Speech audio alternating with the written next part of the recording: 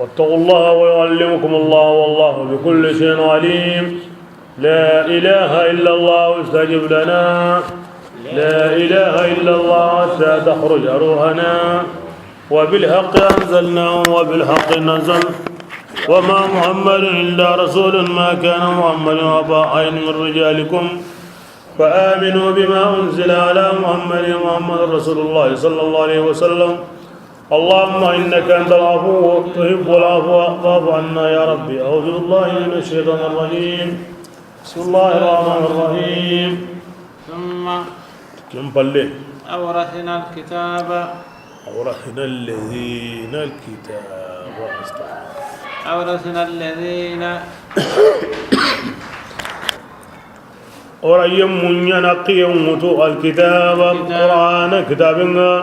اصطفينا ورأيهم بيسغني من عبادنا جل أكمنا كنكوني الله فرني متنو. بسم الله. ومنهم ظالم أتوهون وكتابك وطانون دي كنيا تنمندانوي بنفسه idu dangani basa kom parati gollendi on qur'ana ke qiyutano anyu matonu hono di toro de yo qur'ana gatina nyam gobe kum parati ndanya na kundo. ومنهم muqtasidun din nagandon qawidi ni ingaba nyana ngabire ni gonwa yo killen Allah kun qawju matonu kudi. ومنهم سابق hiranu muidi بالخيرات himbenu gara hirindenya te khairin suya yani kun qoni iwa gollini iwasirun tuindini iwasirun kandana kata agolli mo min sabiqul khairat imiwatu iwa nyana iwasirun qaramuni iwasirun tuindini anya mo wasrenga ma yumatuna kusikiya himbenu ga harati ado himbenu awa inta killenga la nangaba ado himbenu alla gari diyama ira timmandi mo gondi ko ken tafsiri ni goya a tafsir tanawono zalimun yani awa kebe agolli buren nangaba ho sirenga muqtasidun ni himbe ho siren nangaba ho burenga sabiqun ni himbe hobburi nyangen tagba aw alla farin diga mundi ke ayat tafsirin di tisabiquna sabiqun wa muqtasiduna najin wa zalimuna maghfurun lahu. alla farin di ke sura kana ligi yumatunu aqam alla gatoda ike hirindanu kunda hirindenya inna gando kun kisi itu mundanu yumatundi Allah ya hukum maka Allah farin mata ohi gore Allah farin da ayake wurinya idan ke digame fajar tanawonu zalimun ni ken himbe ga sage anna gamundi himbe hubrenga jite nagandon ni himbe hosrenda hubure nyoro hiranan ni himbe hosrenga jate tafsir tanawono zalimun ni himbe sellannan pasu anogonga nagandon ni himbe sellanda nogon su nyoro hirindanan ni himbe nogonnan pasu sellanga ala kulli hal arat hubburen poloko ko sabur agi kenna sembe kamandi amma ga annaga mundi awa ara hosirnya ngana nyalla garen kai ko sabur amma ka ba ti hosirnya ana halaki aqum alla gati inna allaha yuhibbu at-tawwabin wa yuhibbu al-mutatahhirin ko sennen konin pasu tuba nanga ngara tuba nan poloko amma giran kuti na hosde nyalla garenga ku sabura amma kaba iduya. bismillah bi'idhnillah akismiyat alla dungi zalika ati kemo go be hayo awa alla ga tira kitabin kini alla farini matunu kemo go di huwa al-fadlu kiyani fasamun taquma aqwar qorinni جنات عدن الله فارني وتون سبون دول غسرك كده فسون تاغ غوري تتاغ دينغران ارجنان غانيني يدخلونها سروكو سكي وسورنو كني يحلون iwisu yambamundini arjannani gillik awa gillik kitrango dunga akane manyani adu alu manyani ولباسهم soroku sikisu yetu iramenga حرير fiha arjannani ken hariren iramenye فقالوا isu komandinati alhamdulillah tiga ngo alla dangani alla kebe أذهب الأحزاب agara sunon digandi bako ya sunon su diga komi garo arjanna an sunon su nyime waten nyime joten nyime korin nyime kallen nyime qaso nyime an sunon su nyime arna kenyoda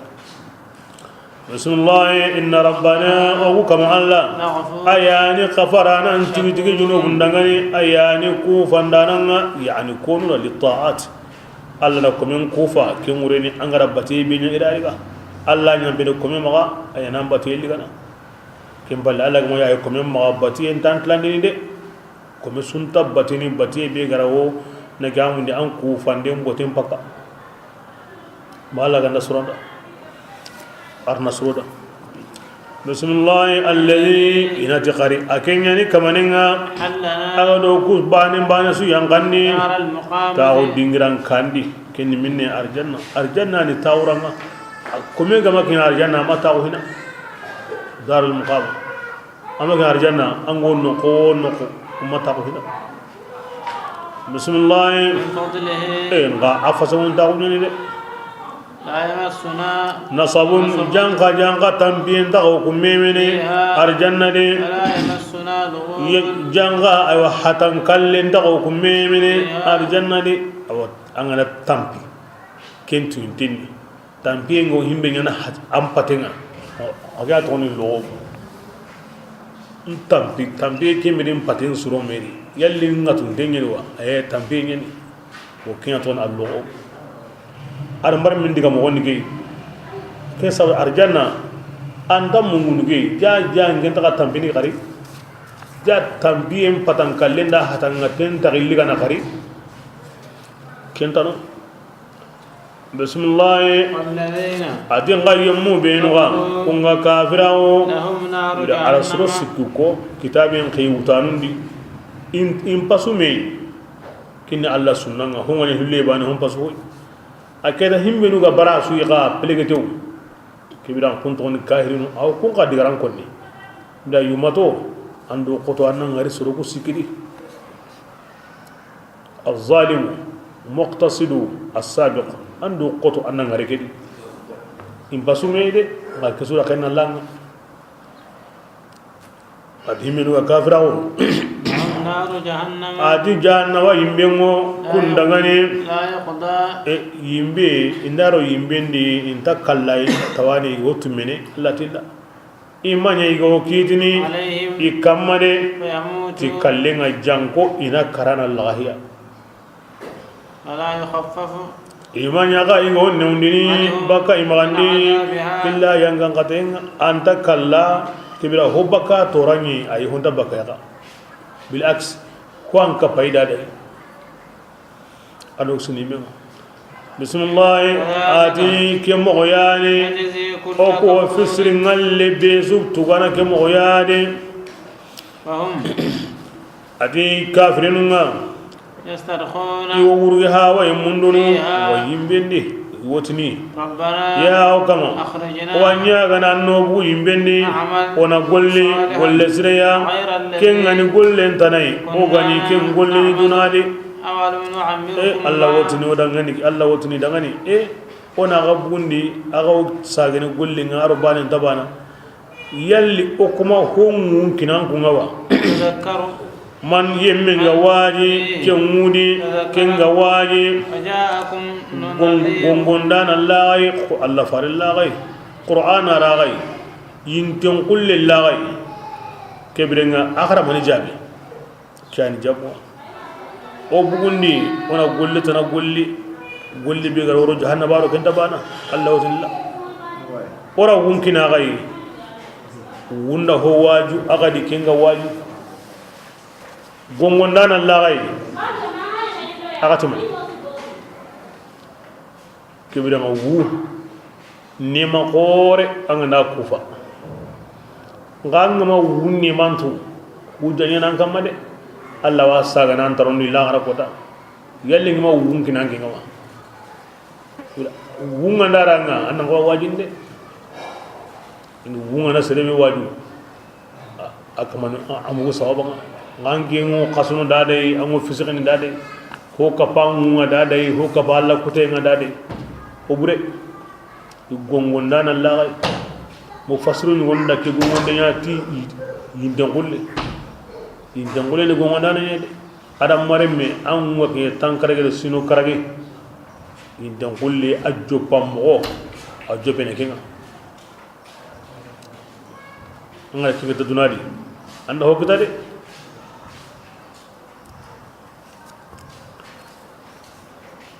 rasana wungita siganna ngaji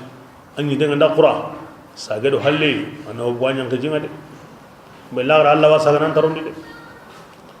bismillah fadhuqu allati kabiranga an kunnan timi ma min nadhir amanya gilli de mandane aywa kafirun ndangani de Allah subhanahu wa ta'ala an gaba ande kahirun piko ande ayan qorno awi qilli tutunyu ndan wuli burnya nasu parce que andan duwa toro Allah ka te ma ki nyangaranya angara sama ngona Allah toro andan duwa toro bismillah Allah ta'ala ayani tuana ngakam batunye ho mundenga adu nyem po munden tuana nyeni Allah ta'ala tuana nyeni ti sondo men nuru honsu ko mundenga asu ko munde والذي كبر الله ni kamanenga ada ja'alakum adan kunya aw so gadunga nyindi ampa waso gan kisma halle angin baykem batindi alle mun warna balle Allah na ke dabare de faman kafara kibir ango adamare mudi himbe nda kafirawo akafirawo kibirenga abbalawna yimya kamade لا يزيد الكافرين كفرهم كافرين كافرون تيجين هربانيا كما مغام ما كان تبغندي لا يزيد كافرين كافرون تيجين هوسيا كما مغام ما كان تكسر دانوري انت هربان كفام ما الله بيرو الله كان بيرو دالي نمبوتا مودي دالي انت هربان كفام ما كان تكسر كمن الله نغنصرو كمبا انا ركن الله قل يا رسول الله جننتي قارن كباري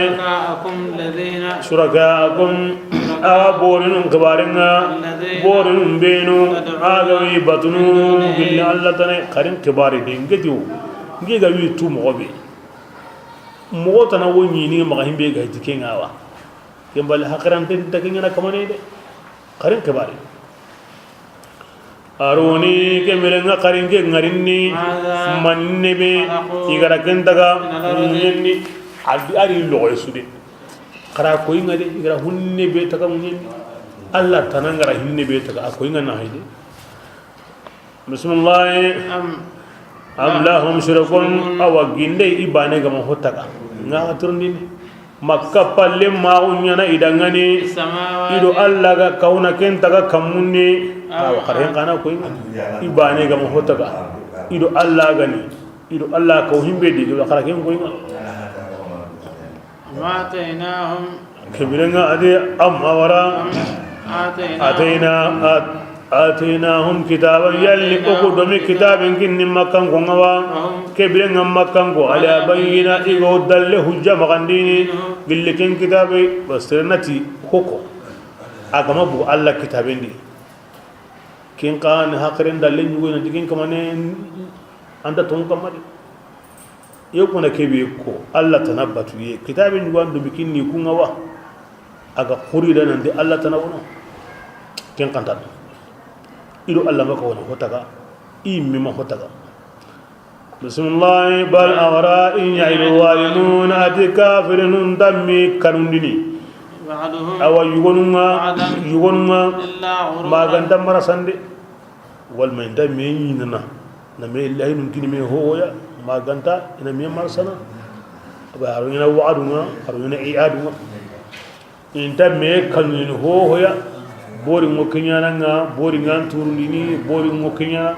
ina me baba kana wal man me qanni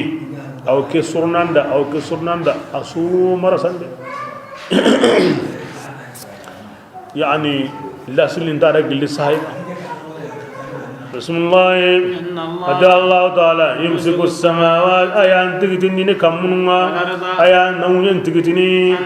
اللي مغري كمونا مغيروري ما مغدك من مغا أو نوغو تويا بسم الله والله كمون نوين عندك ko horande hille tigitini billi yembana suya awanne kam Allah halle ko re wiri gane diga sirasu innahu kabirina ka Allah taala Allah magri nogenga magri khafarana anu wa sabudani tagonna kuta ni sagon ko ni sagonya namunyanda aka fariyen sabudani ken tagaho bane ganda sage nan ta nyahi maga itubi katai tubunga suranti ya hamga Allah bada kena maga ngudo bila kome gara hobure nya iblis au kana wan nigini na marasati Allah no wa ndi har bane ndai ko gande kaya angara nya manin buga kindi Allah no wa ken kufa anan sage dan palle ana ya hamga بسم الله وأقسموا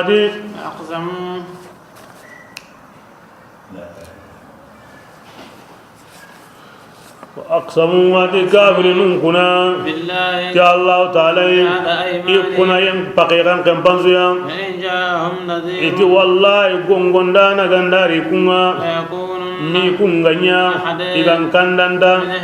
dina jamanum billi wodo banenga wodo nasaran no yahudiya ni tikun kitabelliya ti bara e kun koni ganda kitabe kita ay ti bara anbi nyimunga i megemunte he iwo me kahirawun iwo me lebun ti kun koni kallenga na kiniya ti kun tanya na kundu ki diga mi tari alla farilli en kan arabun maga atibirambe gungonda na gariya gungonda na began khora gungonda na su nadhirun gungonda na be kempa kantai taga honta kempantu ke sabur ararit bin nakir kemballe iwato amakan ngara akri kemo li ta'zim ke gungonda na taga honta kempatu kinyalli ku ما زادهم جبم وندا نقوري ريم مكان كونجي دوسيا ما غان تكروي يكرو داري بكا كانداينا استكبارا ماني وراكينا دوندراغو مكام نيندي اوكاني هرومين دون غونما الكابا اوكان الكابري او مكوني غانديني وي مينديني او تامبيدون دي مانا اوكان قسم محمد يا او مينيني هو مغدين انتي استكبار inta ho ko ni ke bana halle diga men sulde kalli do to ngunde naka bismillah makra sayyi ado golli bure kelli da naka alla fa ngari gilli farawo ngo jobbe inta ho ya here bure kutuye alla fa ran kanne maga islam nun kanne maga islam agun kanne maga ira wasaka ira o gilli bito hilli sigisu qarona mi wari bito hilli sigisu qarona mi wari ni ke golli keri kawarona bismillah alladhi tawahira bulan qanda yanqana illa bi hali ma gandai kamanu yede muke be gani muke su yangani gati gaide here bulan ngana kutu ayarna ni me hula kama angana gren so adarondi ambane miradi mangara so himbe kanne maganda iranga yinu wala yahiqul makru sayyi illa bi ahlihi here bure anda yang kana nan dombi sere su kamma maganda akamanu jamban kumme sere ma so hinani megi madigadi ataw adugundiyo amudi ganadi bismillah hal yanzuruna kabirenga makan konda o tangini illa sunnatal awwalina maganta hanun diga kille qase inati e maninyana okumo golle burella khewara homa nyoya allati ay negamundi ho su gawno diga kille qase nay فلن تجد تحدم لا يا رسول الله أنت حراء دينيني الله كل قصنا أنت يلا دينيني الله كل قصنا يعني لا يحول ولا يزال إذا ما تمي هم بيرا أو حنون كذا كم يومون ده كيون قولين بو سكان تكني أنت يلني أنت كوبني أولم يسيروا أتي كبرنا يترنيو يلي ما تروا في الأرض إن ده حنون كل قصني من نكون كذا إن جابوني هاي ما كان يلي ما ترى من ينكما فينظروا إن بين مغنى كان عاقبة الذين يمون لغربورين غنكنا يكون كان وكانوا إنه مكة ولا الشام قصو يبقى كمن باتين إنه مكة ولا يمن قصو يبقى كمن كمن باتين كبيرة كني كين جابوا مني كذا إمي غري كذا أنكم ما ترى أغتري أغر همي وركيني كذا وكانوا مكة كونغناتي كون كوني هيرا ماي مكا سيمبي ماي دي ماي كوندو على كين جابون كني وكانوا أتهنم كنيا أشد قوة إيا أشد قوة إيا قوة السيمبيا دينا مكة كونغناتي لكن دي موسو أنا كمو وما كان الله أتكمي أنا تو الله منيا ليعجزه نندو هو كاننا كينيا هو في السماوات كينيا هو أهونغا كموندوا ماغا مونيندوا بس الله تعالى الله مغري توانا غانيت هون سوكا مندنا أمان الله نيانا هون سوكا أوچي أرو هون سيا هون سوتو كبيرا ما تاغا هون دا الله كاننا أنغا نكو نكو أنغا كموندي ماغا مونيندي ولو يؤاخذ الله الناس أغني الله غسروا لغنا تهونا إذا كين ولي يعني كبرنا أسرناتي كين غانتا نيانا أوكا ياغا ويسرون كوني سبوني الله دي هندك منهم بغادي كما الله كانيا أتي أي ما ترك من دابة أدي هنغن همبيا أغنداني الله غوكوسا غرسرين لغتان ولي برنا الله ما يهم ورد تقو على ظهرها ينقرون كمالي ولكن يؤخره أنا تقهون دغنديني إلى أجل كتا كودايا مسمى وتبي كونتينغا وامغا فإذا كونسني جاء وقتني والله كونسو وقتني نامغا وهل ينظرون إلا سنة الأولين كونسو وقتني نامغا أنت هون يكون بسم الله فإذا جاء مراكبي تقهون بلغي وقتنو غندكني إن الله تعالى أمغري دقران داني تكمل أياغا وانغدي أوان بيتو أنغو نخو نخو عند الله هنا لغا كتبه كم كتنا والغا وهم كم قيادي الله ما كنتم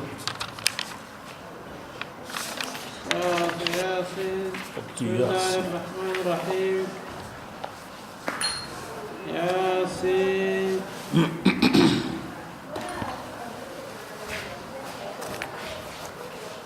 ياسين مكة سورة يعني وقد آيات دنتن وإذا قيل لهم أنفقوا كين آية دعمه اللوكين تنسجي أدو آيان هلان هذه سجبري ياسين سورة فسمون تاوني أيوني الله صلى الله عليه وسلم أتقرأ ياسين قرأ هرونا أيوني هرينتا إيغو ياسين قرأنا مع الله نوندينيا كم أو كم فريدا أيوني سيبين ياسين قرأ ورسو الله جاتين سابودا الله وياهنا مغا أيوني سندمين هونسو يا قرآن سندمين ياسين يا أيوني سيبين ياسين قرأ الله سبحانه وتعالى وصاين عند قرآن السوق تتمو براجنا أيوني أيوة سورة نيو قرآن دي أو كنجون دي لاغرا كوتا يقرأنا سرندا أو سربين دي أترين كنا أو كفرق سموندي يانا كندا تاغما كن سورة كن ياسين سورة ني يواقل توريتا دي المعمة إتألا فاري معمة مرين منيا أتي اللوغون دانا basatiya siwi qarangana logono tiduna khairinga nalla garam basibanga nyonto bakai tiwa qille qarin nyonto ndana aro dabarin dana ida alla fare qammo ati awo bonen sunyontono baka iqrangananga awo hajun suka monten dabar ni iqrangananda ay woni serebe ganda qara aywa sogobanga kiyen newye alla o kinkinanga manelle serebe ganda qara wuron ka yimpanangunga wuron newye alla o kinyananda ma yillengan kare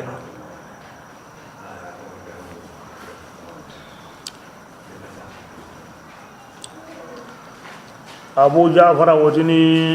serebe nda isondu men famu sisan ti mogondi sonno men yille akawa tanna yasin sa ne gawni ti zafaraninga wala hakama himbi gani veringa an wato kami an ma ken kita an na sa wala hasudi an ma zafaranin kita an na sa ti daba senne suya jumanguro serebe ganda kara illenga nay ya an illa karana alla ya hantenga wa maga serebe ganda ro qabrun kanga angara yasin kara alla o yangan katen undini baka ken qabrun ka hurum maga hurube go yangan katene ken kiyensu uronga ndai ken uronsu wa ken bane hede sereo serega qabrun ka ke hureya asuka mantem baraji asuka mantem me baraji mo kinanga surata mindai barajo tammi kame serendai kemme kame baraji wa kaza o kem mo digana ya hayawa konni ibn abi kathir ti kira mo serebe ganda yasin qara wurondi akamanta gilli aga nyagali endi ma yillenga kare serebe nda qara sogobanga akamanta gilli nyagali edi manelle o sereni wora kida ken kama tida wure baga iwa karna sogoba su adon nelesu gilli gara jopa elle i hajun jare i butem burante ni sonomi kita serebe ganda kara alla jatin sabura oti alla ya hinam ma oti alla baraje kinanga serebe gada qur'ana qarata tamu islami be iganda qara akarante ago kallen sikarandi na qara akamane ngure kebidenga akamane harafu go yasini di malikanu tammi wo yankana ken sabura aw fatini kunjondi inta segene masallen ngandanya yi wakati be iwo kappa jamanga nan salli iwo kafar gesi munde nyana hurekeda iwo digana magaro sallen palle sedengane kallendi na qara akmane ngure islami ganda yasin qara ayme na to ado kallengo me kebirenga ken kama nyonkin tarigina bada annaga wonde ma arjanna malikanun gariti arjanna min honni woyi agawa minni na to iteren kama aw kalla na to ahakango arjanna jinga aga wuce be yana qabrundi dakuntai ke kamanen lahinda aywa alla ko musul lambu benu go yima Allah gara anta lahin kembo hoya baso dakunta riga na magaro arjanna serebe ewa haju sugande anga allo yasin qarna gen sabuda basa ko ndengo yasin lima qur'atila yasin aw haju suda igara kharakenda don qasre surun nati aqarata nagato ma qarata nyiru ma qarata nagate makentana kempiti maganta hijabu nyana adamare mun sondomunga kebida alla sehin diga nan sagaye na ko nan sage kenna ya sabu na sondomen dungaren qur'ani na senundi kebrenga kenga na ya awa kenya duwa ujabi wakati nga ken duwa ujabi nan taw kempalle nanti yasin nga nakare haju bera o ken sorono ay kenta komi tagabe kewo tabane sirebe ganda kitari de kenyo na sabu nga na haju kesro na karake haqqe ken sunina hijabu wego qaranga nan sondominga na hijabu mbugay na qur'an di na senundi ibrenga bane sire benda kite donc allah wonna sirago an haju sro ila hotta nagate kenta hotta yeru baka hotta yeru kenta hotta nagato baka hotta nagato menta hotta bani baka to kumunta bani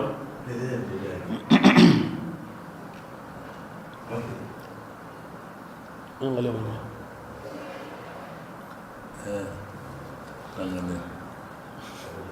ngale wala ni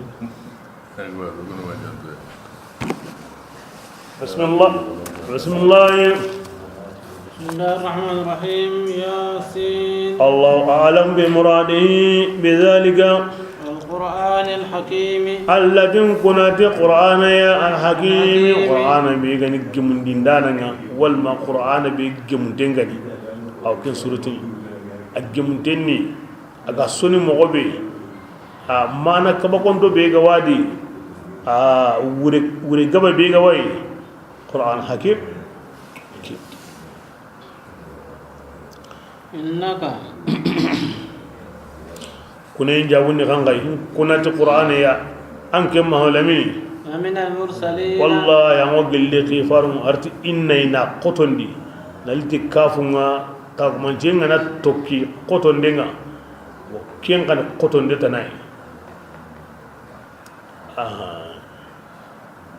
نال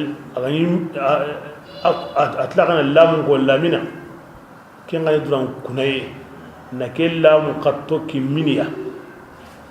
دونك كون ولي قيفار غادي وونو اغا ساوندين كوماري نصارى قيفار مون اغا ساوندين هنا دي يهوديان وكيقني يواي اغا ساوندين كيبي اهل الكتاب وكيقني كوني واي وكل موكي الله فارين فاراون سيكانغو سر سودي اسو جابو كون موكي اسو anya hilla kapana yo anya nasara yo anya yahudiya yo anya kentana yo ke digam kon mo wa su khalen jabiniti allah kuna kanenga yo arakum hakim digam bani aw besu khalen jabin besu bali makkan ko masaga ho bismillah إنك أنكم مولمي على أمك اللي قفارهما وأمك اللي مغني كنت لمنتني كن مني الله بانهم كله كان داين كله إذا كبي كما كندي دي أمك كندي نشريهم من دبانا بسم الله تنزيل العزيز نيين تونكم بويان كنتين القرآن الرحيم أكين هنا نعاتي تكهونما تنذر قوما القرآن كوا جابني على كتير يوم كلام يدي دعما نيني غارين يني أي كيو كين جابني تنزيل العزيز الرحيم كرام أو كرام بانه تنزيل بالفتح تنزيل العزيز الرحيم كيومرين أمده التنزيل كبيران إنك الله موتي غنديني كتابه يا كتابه بي الله بيغن عزيز يا غراي قندي الله بيان الرحيم الله هو برين تيغانا او غارين تيغانا او سوغين تيغانا او بيجانغا تينديما لا مكبران ما خرنا على تنزيلا قراءة سبعية قرانك ميريوان بسم الله لتنذر قوما قرآن الكريم ان سابدا كودا ان سرو غونغو تقران ما أنذر آباؤهم إيهابانكم ما غونغدي مكانكو إيهابانو بينو غاري كتيام بقاتندي كم ما غونغدي إما غونغدي فهم فإن أوتو إسماعيل كتم هولمين يا نيمان دو كسيني ما وكوغونا نماري كندي مكة nga kuttu nga hana na wadna billahi isa ya kata nabiyyu muhammad sallallahu alaihi wasallam غونا نمر كندي بسم الله فهم adis serum adu kuserum غافلون ke sabuda imu ngundemo baka kande ngillenga ucenda Allah لقد حق القول yanga ngada ense wajibi iho gabe kamma ke sabuda ikunga unda tumunde kengo sere sokbarani la amla anna jahannama kengo sere sokbarani ken kamanda tumundinde nda tumundinde إنا جعلنا أنا أقولتونغا جعلنا أغلالا أولا قلوب بنتهنيا في أعناق أيوا كو قنونا ku be ñu ganta tonguni ni ke sabure iqannen ta magayan kana tongunda فهي adi ke qulum ari kitunga إلى asidi ndengo iqannunga ngana kiten sidi gumanga mabe go qannenga ibra kiten ngulo ndengo toko qannen qaw toko anta magayan kana فهم kebiren ati ku yemmu مقمحون iyon kolamu rugintenni katta kamu aw kemo gadi ayra misal ni kina kan tamsil ni alladhina haqqa alaihim alqawl yang ngate senga waji hubenu kama angla tani misali anni wari aw kama ngana sireliga ta gumalla kanenga na siti na kitunga wudu ni siti gumage ken kamane ayun kolan toko wuruginte yo to kamundi kannen tay yankana kiten tay yankana boslama on kanya nandu kini nan kitung ram pale nan kolan bindi Allah ngati himbe mbayki esrebe nde kundu arokin yana gobira ngati awasrebe Allah ga tan datong ni tan misalim bay dunadi kinya sabuni la garakana jahannama di iya ngan katan don kana kano nyani ya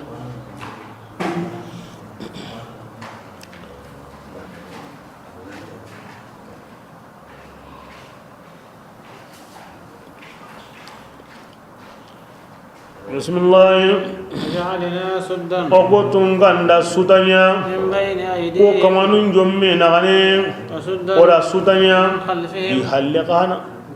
فأغشيناهم ori qufari tibitenga kesa wude kunga لا يبصرون inta hongalli wala kagani misaltanya kadi angana seren kane sutu digaranta iwo sagene anda halle sutu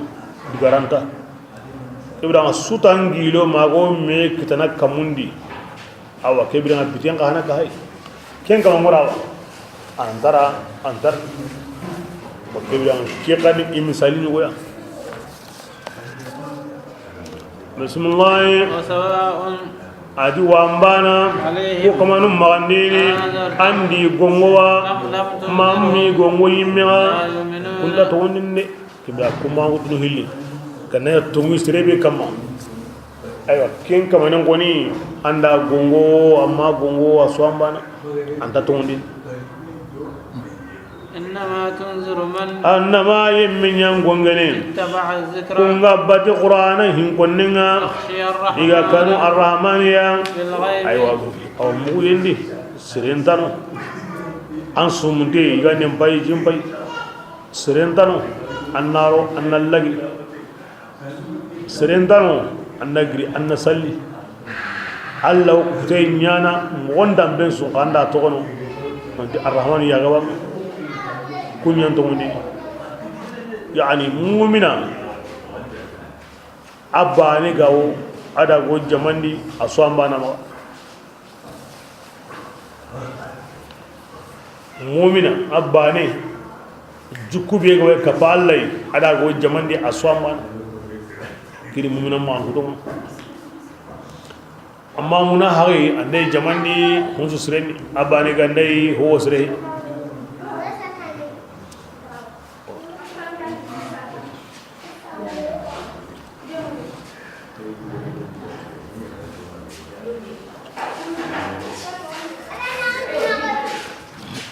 bismillah يبشره kebra ya rasulullah mu'mina ke angen na nyagalini بمغفرة ya qafari ya qoreya ado وأجر aro baraje ya كريم yang qoren gani إنا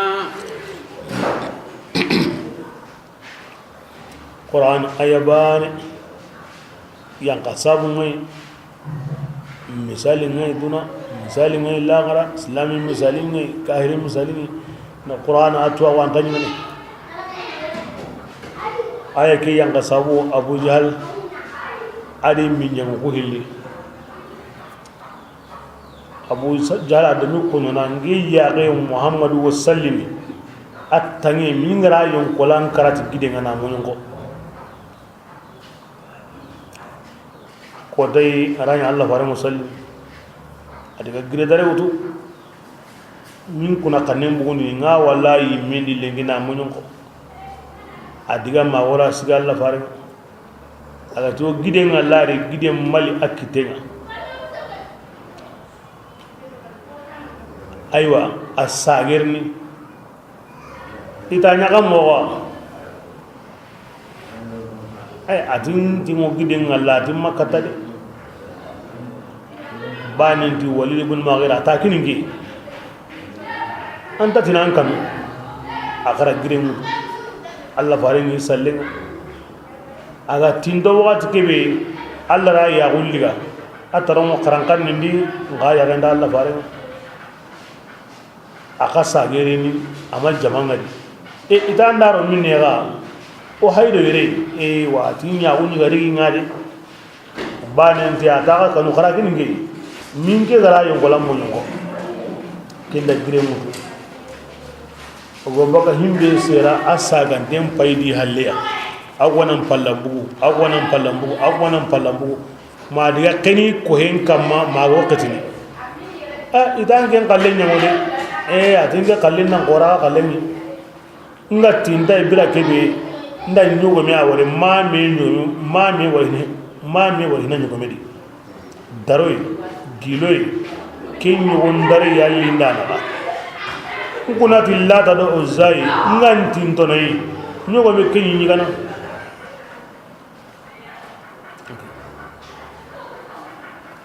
ayagi yamane tumi ikera sutangara ido Allah farin naga ikane ida wara Allah farin naga I halle kebirenga ira bitenye ni khofari inda Allah farin ali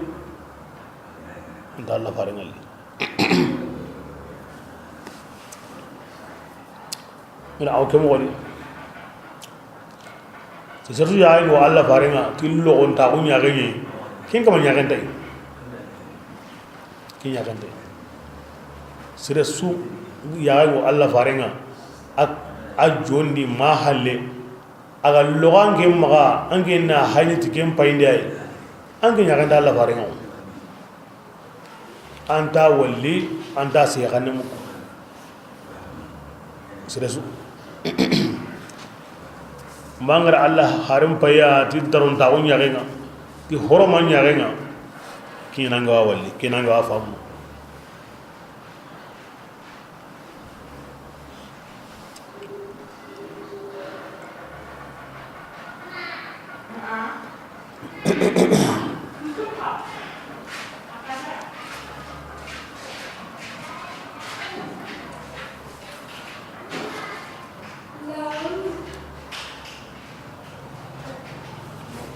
بسم الله إنا adi ogo tungamna ogo didi ogo ana karawrun ngarindini نكتب ما ogo ana honsana wala hanunni awanna jamni gara kebe kulli gara himbenu sa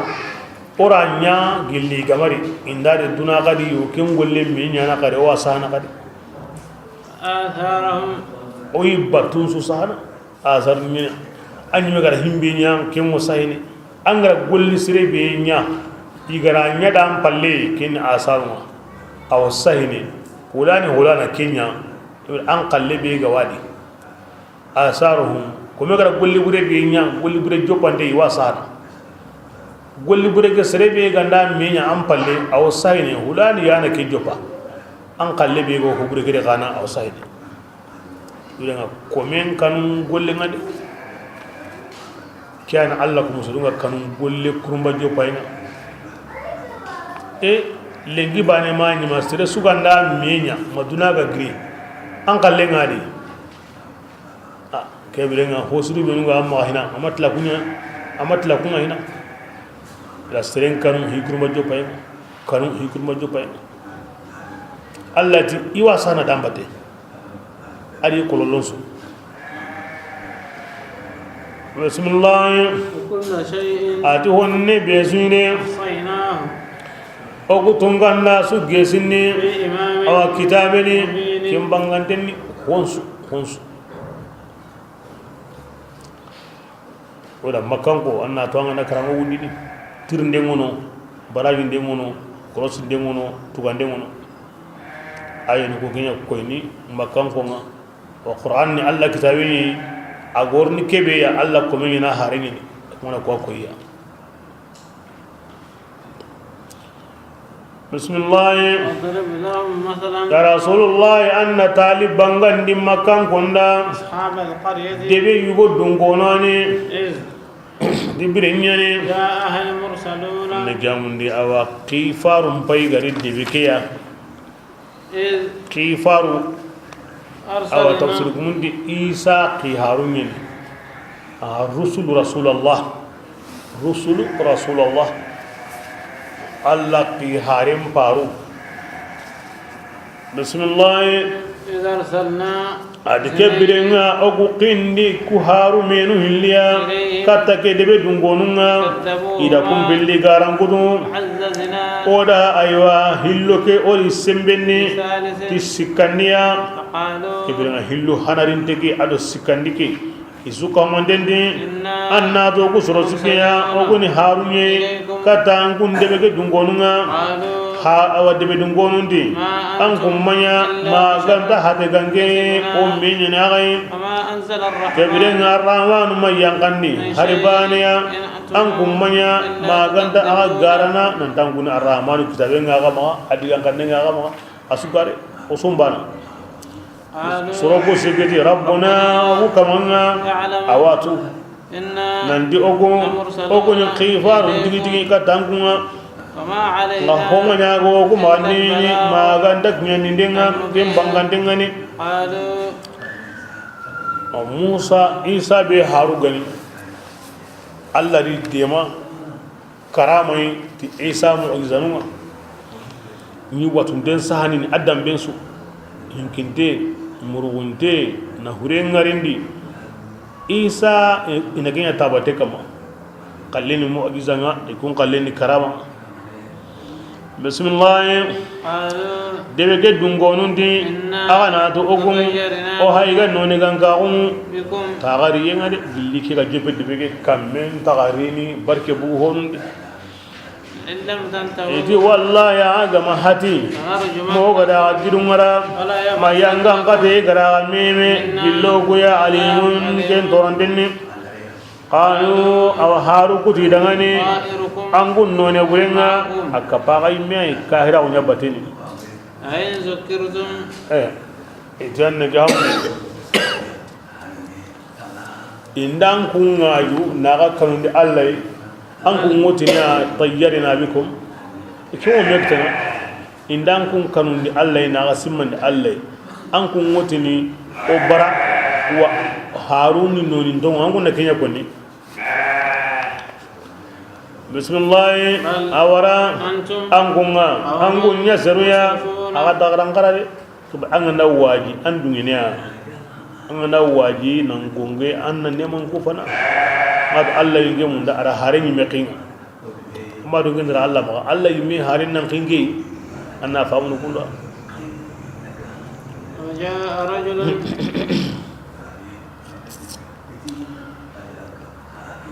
adi yuwa hay gari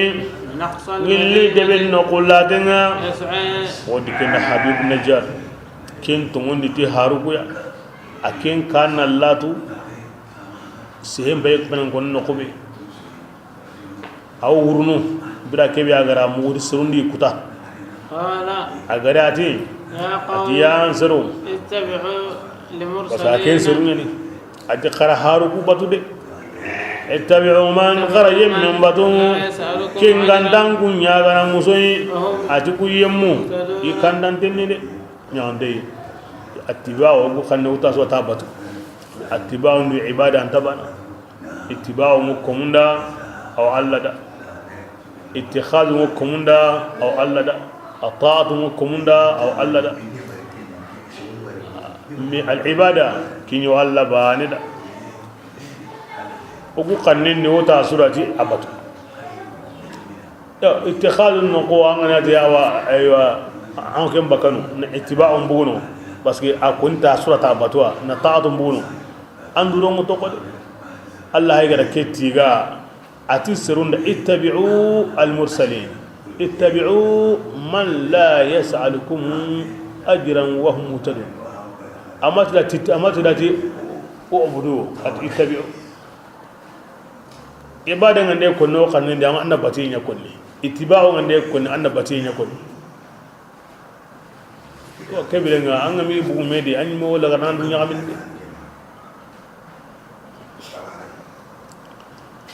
bismillah اتبع وماليا atimma etikembire nga an ken na kediga ma konni e yugo ke yusuf najar kebe an ken yidi nan gamawa ati wamaliya manni ngeda لا أعبد manni nganta kamane batunu الذي kamane be فطرني garin ke taga manni nganta batunu ترجعون yowan kunyu me sagani kata ken allah manni nganta ngana attakhadhu alihatan yallingena aywa kaman gabe tigiwa من دونه kimen allah tanai إن يريد arrahmanu dalla murundi titora suya لا تغني شفاعتهم كم أواكم قنجندين تنهين عنه بكين كم غندين شيئا إلى هربانيا فلا إلى ديك ينقذون سنين إني كبرين أنكي إذن أقول كم غدي لفي أوا ضلال كوران تهو سرونيندا إلى دين تورون هوي نكيم باتو كم ورين نجان سامو مبين سامي بيبانغان تنغان إني كبرين أنكي آمنت nge tongonni بربكم ta kamanga aw haru kusigi nge tongon ta kamanga فاسمعوني qarin teringa نعم أكيد نقبنا كي كوني كوي وماليا كان أسهم مغني مي من نين تانيا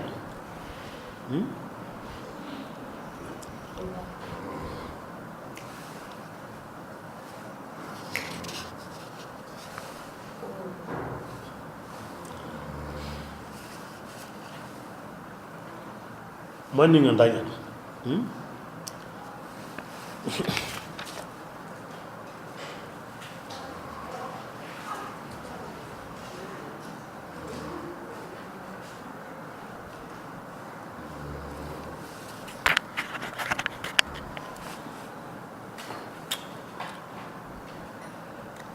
zakirse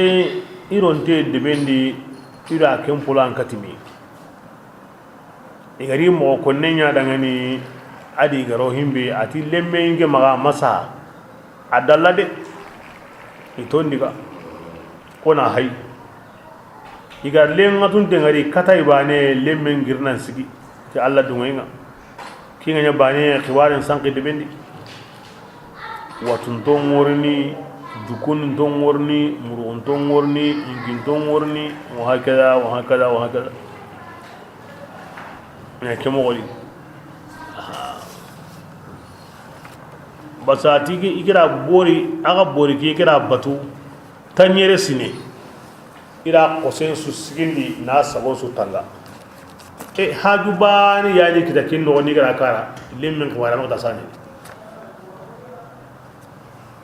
o kebiren hakrande ani mena hayde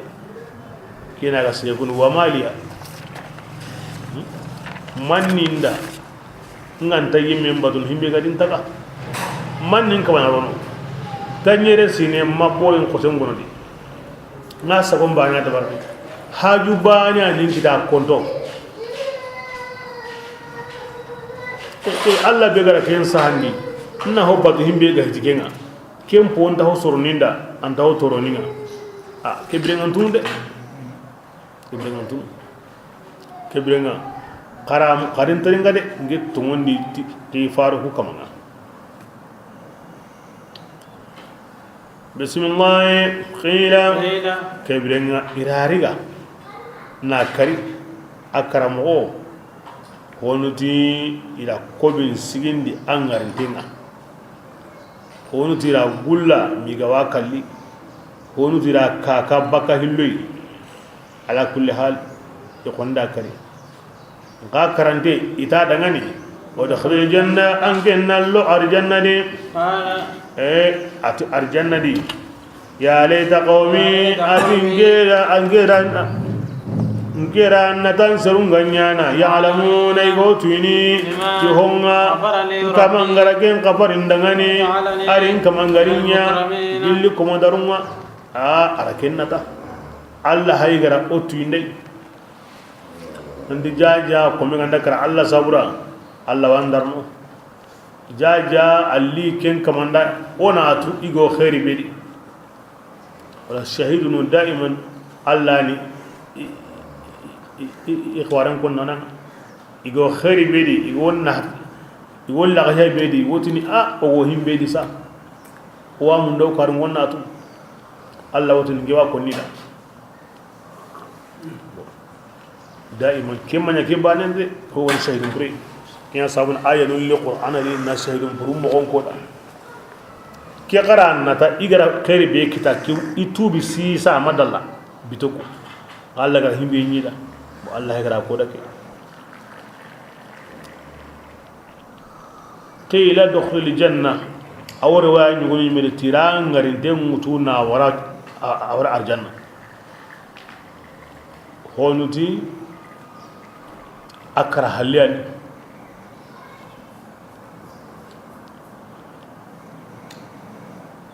kunu qati atigani kinayni alla ra koy amorno arjanna amaro hina digame ko no aw kisu sembeni akran ten goni ari arjanna do yentu walma aga karabani ari arjanna walma irangar ten go tuna awra arjanna ke so tafsir ala wani himbinya ala kenya ko men nga wani himbinya ngandanya ando tuwaro mi ganga Allah ma wakinna ba so ko sikirigi ni toro tv kalli ama kanu ama ngila yasa sina tunko an kama buren jondi na habe ga wai an koto kamin na li tan ngate soba nan diga sigi an ko modu ne sere kalli sere biga din kaman ni Allah an ke ngari wa yawni me wati asigi Allah da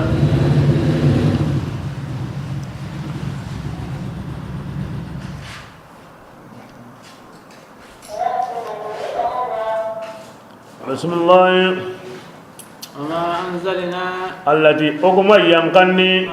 أيوا كي يوسرون كما أكره لك كرموني وما كريني يمكنني من السماء بقى كمون تلي على كده وما كنا أقول تنكما يا كريني يمكننا يمسو على كيندا إن كانت أتي أقول يمكن قطع يمني إلا صيا ما كان تقارقا نيني قارقا باني anna ko sagarini iso kala kuma ngana yimbe on kore dumbe mo na wara haram palam bakal yindi ken ikhmadu na jiro yimbe nga jibe ga wa kallima ga bimbadi ay ama me baga nan dan ga woni malikanun na li khane ma de qaru kambane ta anyo ko yubuche iman harina ama ken yimbe baga ko me ga kawa mo am taharbani darbani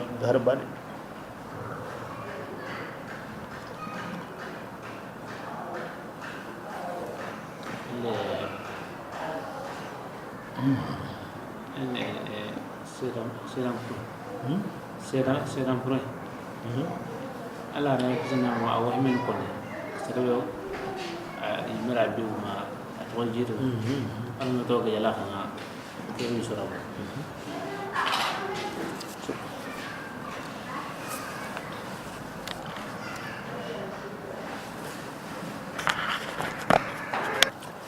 بسم الله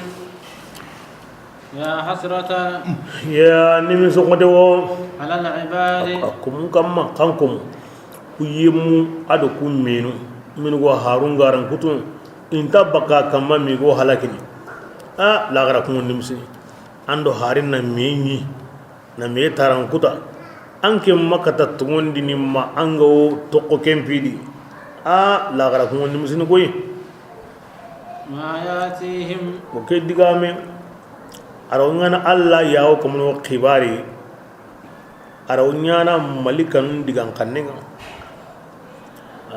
malikanun benunga wurni halaki yan kannema Allah wajin malika bena halaki ne kin mutuni dangan khanim sungan kunda sa arawnyana islam sunu me digan kannenga bismillah ma yatim homa ya gawrni ku kamanunga pilli hareo harea maganda ku kamanunga nya igongine gilli ku ala ke kun kin nimsun kan bang ho ga koni harun unda aw koni Allah ko musrun kada an ken do ko musro ko de ganda meni an ken nangi kenga amma dunge kenda anna ken nakara anna ken koni agara me taran kutu anda siya kanem mu anda wara ma dunge kenda nimsun anda koy bismillah walam yaraw yalli makan gon yaren dawa kam ko be nun gotin Allah farenda lasta mursalan an piti hare makan go yalli ma warina tusa kam adam mambe o wala kem balagi ikunkane gelle jamannun gonunga annahum kebirenga iyagenda halagi honugo la yarji'una inta sagini kati kumande iyagenda yi kon digan nalli hina halaki yam palle kebirenga ngabanan takasude nanti seren kanna halaki na magariya ndiga nalli angana to halaki ndi kenanyi mentenga de ingaji de bismillah in kullun adi tagahon sumanya ho suya amma jami'un ma ganda su ko mandinga ya suna hadariyam ya ogo tungan ni tagahon su an fiti ho ya maganta aga so me ni Allah aga su wesu lamma ado lama aga ne lamma yakin illa وإن كل يعني وإن كل الخلائق إلا جميع والما بالتخفيف لما كيف أنا كنا لا ممكن فارقة ما كنا زائدة تقول سمنيا لما ngudu tagaho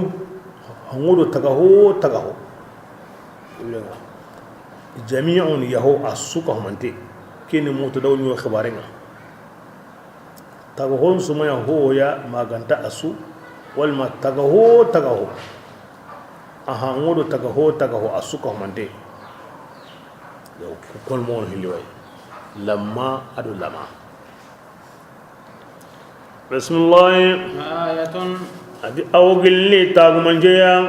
adam lahum adamare munda tagumance yono ina kempai kyongo wundinde ko iniya baske makkan suran min kuya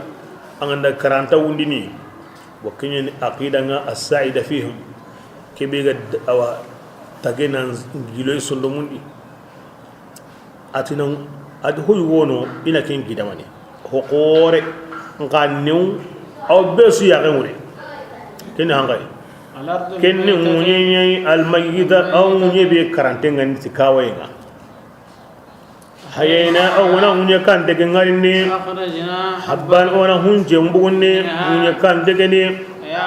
iku moyigene hunje ge yugonunga ona na gombonu senunni aywa munyenni gelle tamaron na gonunga adu inabun na gonunga ona bogo ni munye kan dege ni gelle jinya gonga ko saburai kunna yiwe ayitellemunga wama arhongo munye arho ewa honna arhongo munye gene ikitungara kengolli afala yashkurun kebira intake neman kufana minake hayde munye hon senu mugadi ambra hongo hobedi jilli mugadi jinga o ande mana mo ko ngari tawna nda sorna halle una kempayde wama amlatu aydihim mage ure gabe way aw nyana mo danta nudi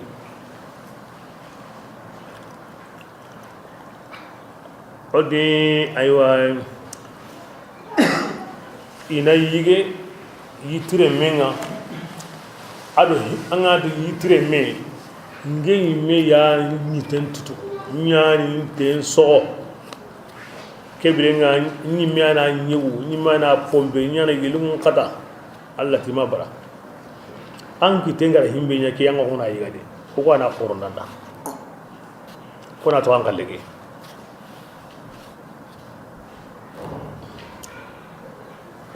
wama amlatihu aydihum ikun kitem ma dabari suwanin suwatu iqallin ni sogeni aro lado lendo to kotonde aw siringen tonni ara gorangara aw sugon tonni aw lemine tonni inugondenni isare ibagaba kullenni iqura amo ya tugen ko tasamura teni ngata mo de kebidenga anken koni angana ho koni nganga to koni an kitten ta gabana ngoli so heke ken alalani ken maki ken nafiya ira ga brandi ti yitire menga ado so honga wa aga mahar bani nyadi na so bani nga sorno kentadi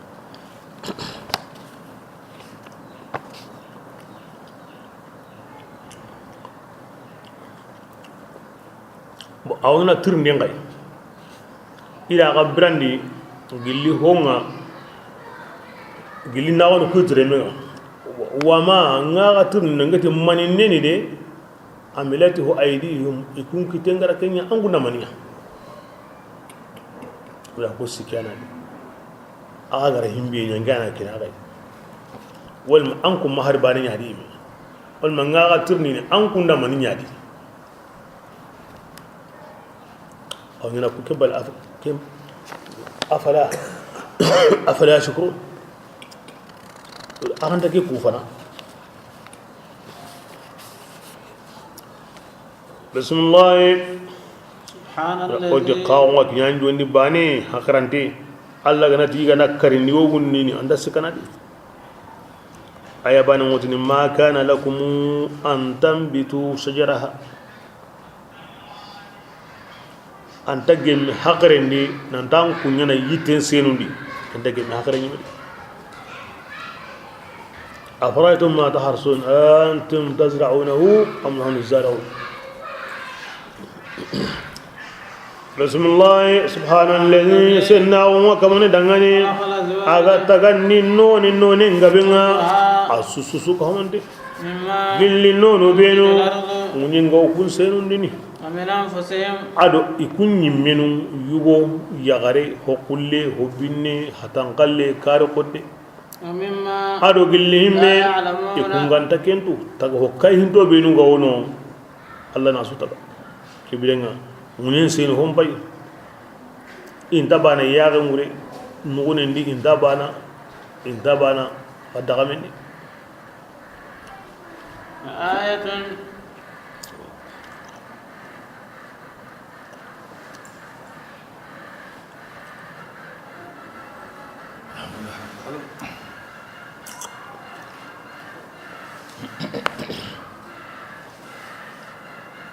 bismillah ya ti tagumanjo lahum awa adamare mun dakari jemu Allah lani yen koyniya al-laylu kene angay wuron bay naslakhun nahara ogo tunga ngo kiyen qeene bakka wuronni anna qusagara taga honumi inaro bitenni na qere bakay ibumedi angan to ko khurayni ana diga honne biten worno الشمس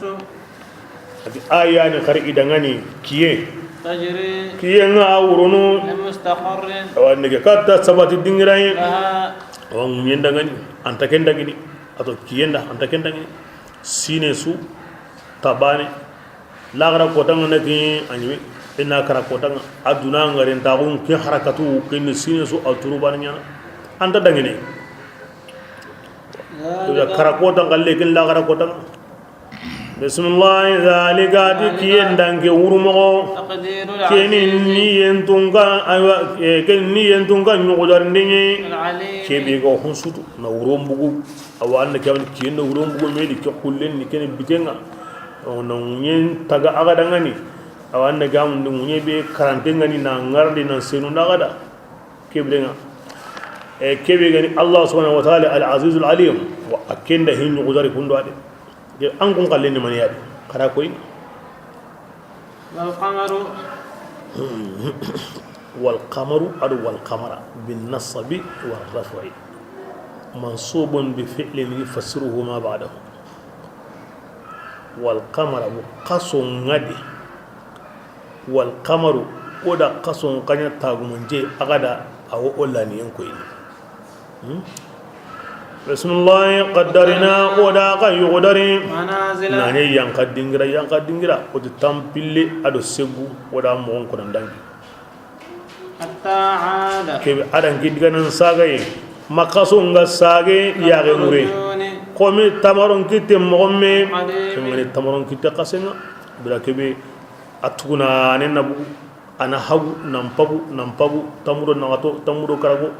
kinga dangi hona bugay anya ga ngure maga misokari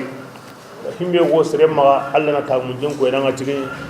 tamaron kitte ngana kaso awulla garne gurumini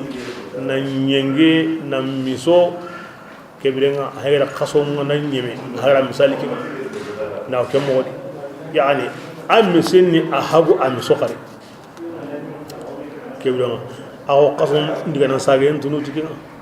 aw ko tan jaden tunu tikinga ora kenya gada bismillah الشمس adiki yemmanya ينبغي agam paulan taki ndangani أن تدرك القمر ana kaso ligille magu na danna gamu kiyendo kaso na miyenyi wondi ayanta kingali amate kaso nda wali kiyendi de parce que kinwo nyana nganda kiyenga de kaso ndi burundi ayanta kingali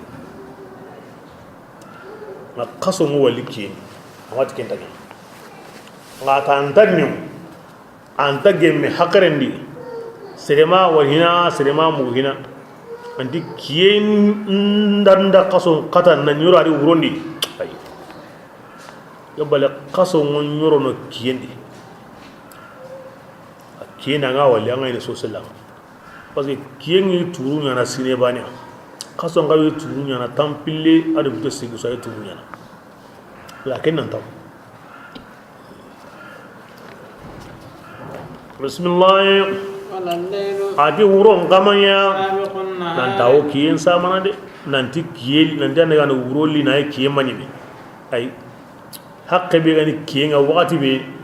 kenya wonye be de ani okuma ira ni erun tam yaw ya tamudo bana yaw ya tamudo hilla yaw ya tamudo sikoyo ya tamudo nagato yaw okuma ga ire kiyen po gillen kampani ken o gande himbe wakati ndi a nanti lenki wuro lo hane kiyen kenu ikenu wati kasen kane wuro lo na to lo wati manya anta kinga ladi bo kini fasari ngoya a fasari tana wono himinu wode wuro polo worni kiyen kane kun ka malin ewa himinu ga ti kiyen polo worni wuro kane kun ka malin kiya nan di kiyen polo alli ni hina kindi wuro worni adu gani jate ni woy kun gane dalilin nake aya da Allah ya meti wala laylu sabiqun nahar ti wuron ta kiyen sama yani kiyen bula alli ne na fara kini wuron war bo ko tariqan hilisu bo sikandion wuron tagandem polo worni kini na kiyen suriti kini na wuron tagani baneliti kiyen worni wuron do menaka bo ko tariqan hilisu o keni himino go golinti sanenga o keni kunya kili ngana wuron bolor rit keni na kiyeliti keni himino go golinti e qasoma donc wuron bindo kiyembi monu sikyawadi lengini mani araba na wutu lengi kiyemba kenga ke suni araban kiyenga kiyenga nakanu mahajiri ken suni araba ngoro bo ken sale mun kilin go na wudu wuri mini araba lo wuro al wuro nyane kenga de o kebida kiyen worna araban kiyen o kiyenga nakanu kad hasa o araba ne kata mini ane kiyengo wurundo mena bo ken sale mun kilin amma mino gollin de qasoma ko woni kalle wuri na tu kiyen kanne ke sunu araban wuronga na tu kiyen bakke kata kiyen kanne lengi ke sunu araban ke nya kan bana nyime kaso gum maga mo bani sare gum maga mo no hilli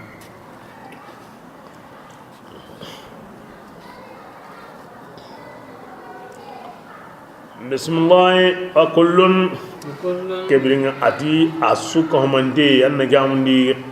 khasso يسبحون ado yato kiye ado sanuko يسبحون isuka homande mo kinyini في فلك aywa iwru dingiranga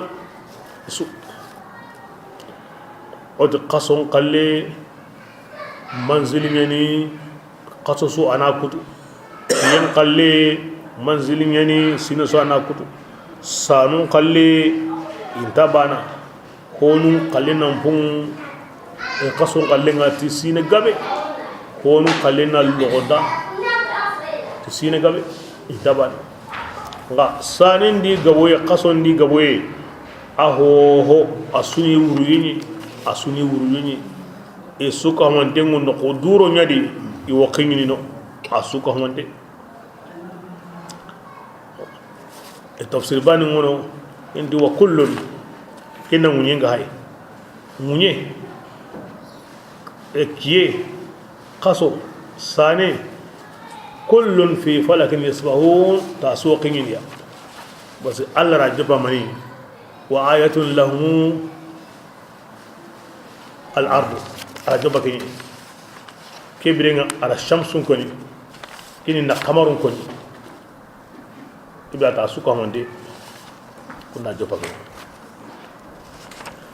awra himinu gotin munyan mununu ayan yobi maga iwo semmene ke aye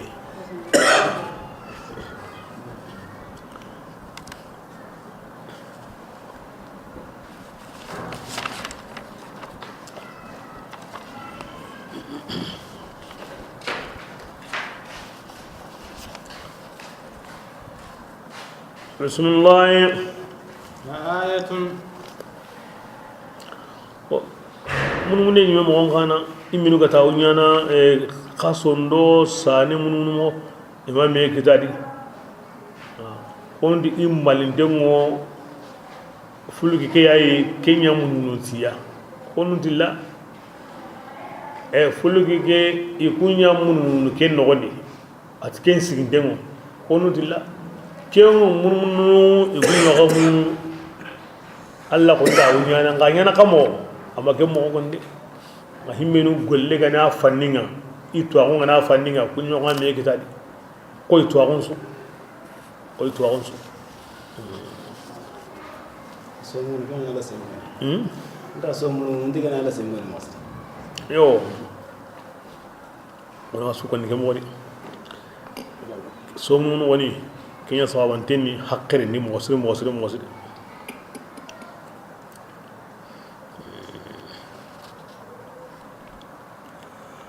بسم الله آية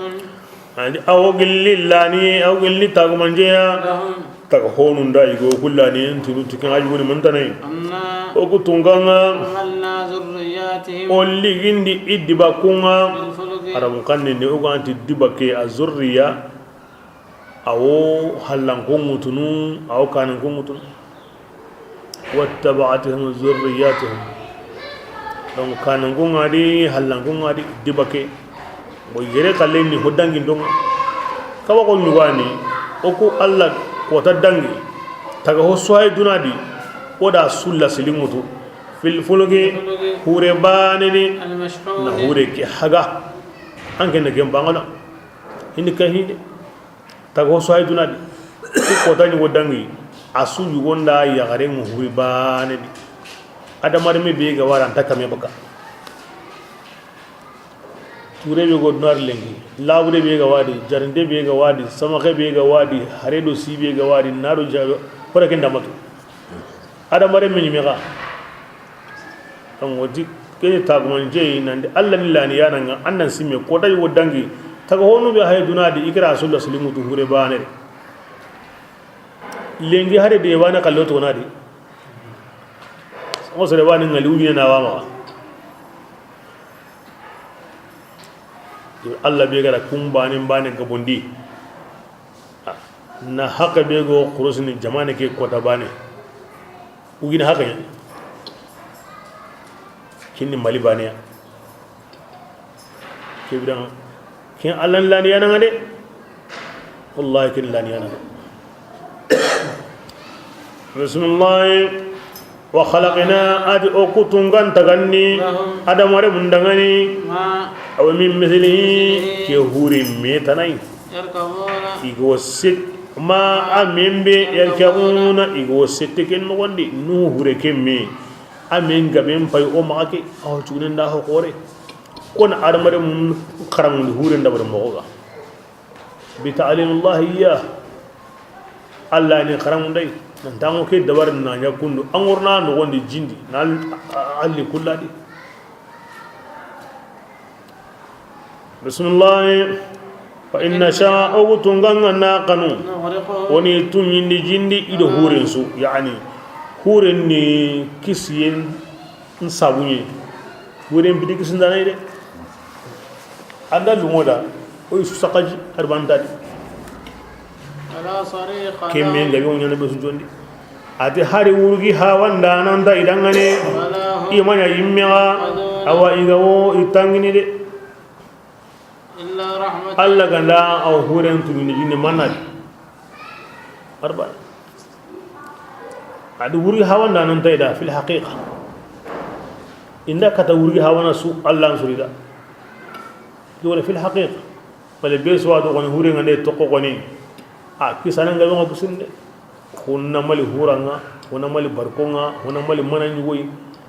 dabanu walla ma jige no gondi worni iri mengeni yanta sene de anga katiya bane ila ngora masala la kona kenya ga fil haqiqa suna alla ya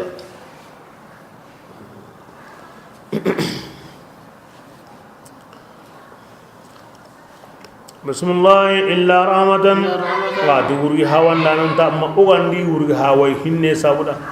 minna gillo to gaunga aro dulalu wonde atta wucinni an gama kinye anda nyango mo an ken kutemu halle allah hinina kinga na ken bundi ken bidaw haqqe be ga to am magana da annan duna kutugedi ine matauna an wotla karna mbu na ken pakenya وإذا قيل لهم قلي غندتي إن دار مال مندغني قراغ دو مغتهم همبي غواغا كان دي دنا يان قتاي قراغ دو مغتين وما قراغ دو مغتهم يان قتاين همبي غواغا حل لا غرا قل قراغ دو مغتين دي لعلكم أغنى دو مغتكويا ترحمون إناغا هنا أغنى كي كيدا همبي دي غلما جيغنا باني أنا bara وما تأتيهم مكان زورا نقول جانون كلنا كتوا أين ذكرتم أيوة وإذا قيل لهم اتقوا ما بين أيديهم وما خلفهم لعلهم ترحمون جانون كتونا بسم الله أنسري كونيا كوندا أكوني كوندا كم هو يعني anda kutenka haibane wodna mi kum pay hoy minde hakaren do yegende wa diga ngabe kuma nanga to ngana ke ko bane ke ma wase ana ke kuten tu dana hakran demma ya sawona tina serun si halle ma ko ti hakran pakke hakran de yanganda segenda kuma ngo se hakran balla mo be o tinan du ammi hay hoy andi lo بسم الله وما من آية ألا جامن يقل آية سيا كينغا ورنسلن كاهرنغا قل كما آيانونغا ما غند سلن كاهرنغا بلانويا بكا الله آيانونغا كم بلكو هايد دموني آية قولي كاغرا إمبغو الله لانين كوينا مونين تامينا كيين تامينا قصون تامينا أيوة أنغو نخوبي جين نخو غندي هورين تامينا wurondo kiyen tarno mina makara ko hay kanganda ho ko senen ka hirinda ay tatengo ine yambale ko wonni hoy aw be sukki temure be suro simminati kuya na alla lani tutay na bani na won tutay ngangana ho ko ni ka hirinda aw hotano ko ni bismillah إذا قيل لهم atikem mo wani gilli indati kafirin undangani an kunnan hagani gilli honga alla gara warja kenga yemmunnati kafaru kunga kafirao inati yemmundangani kunga tunguni anuti abuman yalli okuna yemmun yiganniwa alla ganna kanunu ni yigandi ay mi may yigandi mi manguñi mi makya ko islam bismillah kebiren islam an kunna ngi diga mi daga aw hakarlango me so gande kinye ne ko ta muslim nu manya ma go sammi nyedi imbe bangandin an kundi alla na be sukun ayana kumandana nga ayani warjagandana nga an kunna ta karito kuna alla ko men yugo ku an kun diga min daga golle awa himbe ga no woni araga diga min maso mame kitare alla ya ga wo kunu aga man himbe ku o kuna kenku an kun gata alla na be sukun aga himbe kuma o kuna kenku aga ti ayana be sukuma kebire nga alla hukumante an da kenku amma bure yawa an kun sehe ada aga hakhirla wo me sogende aga samden ni وهكذا يقولون ويؤتي آية أرونيانا مدينة آية أو مكة آية أقانا جامل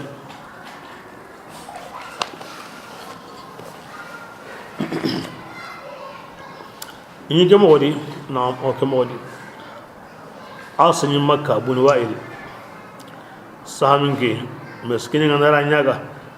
ديغا كاتا الله كم بيغا نانكما kenda an kuma gidanku ke birin an daga diga ta nan yi gandi an giya kone aran ke diga mai islami bakhilun gudun ha kone yi wata ne la nu'uti man harrama Allah Allah gara sai bai kuma wanda yanki manin kun ira futa ikun ma tunan di fukarinu nyana bannanu slahandan sunukata lagarai ikum matu nanti fuqarinum palle bannan mai hakitana ibanna ko ngade duna adu lagarasu anga sagu tangure mo kiyenga ko anda kiyenga ko anta ganinanda ko an sapinanda ko an sogonanda ko an naganinanda wana likenya ngani wana rondi ago kemma himi mi gan kemma aba kinga kin anda lungi tuki mani korinto kemba misali ni walla gara kahana anna na burel lungi qabun la gara kun korinto badi an suruni yada duna di angra lungi tuti ya mo bede ko qurain ga mani mi yawo kinga kumpalle awinge maga wange maga komba kangena kona ngel ligesendi kona yankandi kona kompense dini kona gardi kon sogonanda kon nyugonanda aw suma person ma dunadi angara mpungu ma gollu ngi tuti ya mo wede saga illa gara kahana alu ngi tuniti yayi yana asla halangu sunni sere sugara gabin kida an ga masu Allah komunda lagara an wadin harin gama kitan gor gabe ngamaga allo arjanna an ga diga no kobe gor gabe ga da sere maga akaro arjanna aso place bane alu ngeni mani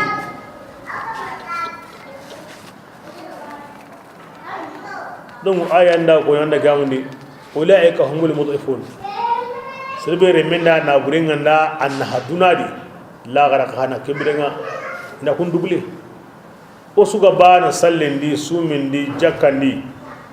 anda gamundi hiju nyime disa nga himbe wanke maga dinge maga arjanna ngaranga ndiga no ko wane angore ndu matu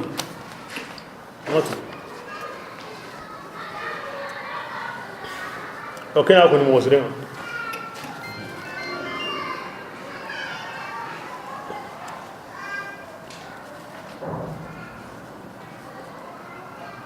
bismillah ويقولون متى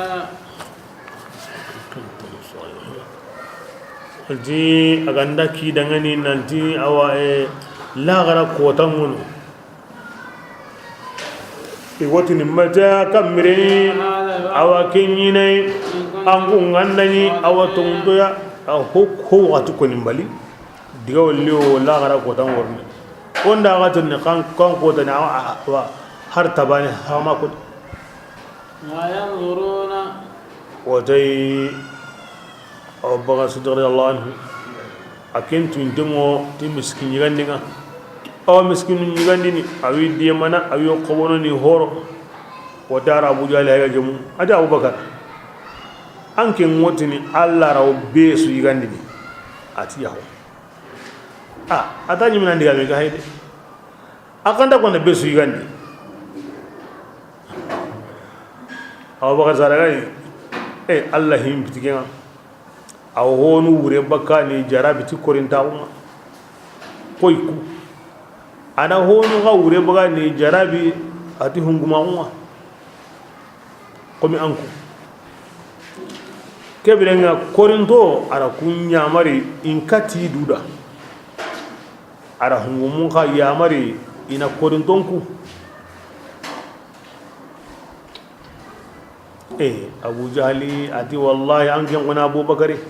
an samundenni angen di Allah rawi yigandi ni ngera ngen su yaga wai antaka mani yigandi angen nyanga mani yigandi angen nyanga mani yigandi angu ya ko himbe ni kay ara ho jarabi kundu am ho jarabi kundu ay do ya ho himbe ni ga antara wo ngega yaga wa antaka mananya ngi ya wai kana ngen nyanga mananya awamu nana ndi Allah ranta awamu nana kenya kuna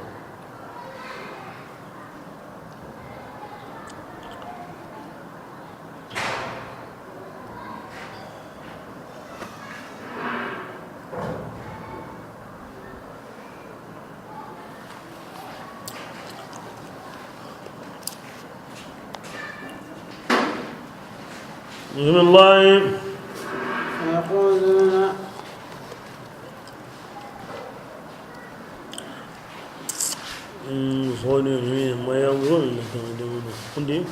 ويقولون ويقولون ما ينظرون adi kafiri no kunta o tangini kubinu gati wundi ndenya na kambri allati inta ho duku maganda mankane bane pe mankayin dikoy malika israfil futandi bane illo hele فإذا هم أن داخلهم كم فودان نقن نقص إرجع ناني تقولنا بيسوكهم أنتمون أو ميكي تندين يعني بيسودي يقول لك يخصمون والما يخصمون بسم الله أدم من قباني كندنيا ati taga honu takata mi wasiyide annakinya kundu ngana kara annakinya kundu ati kenta lengi kalleni de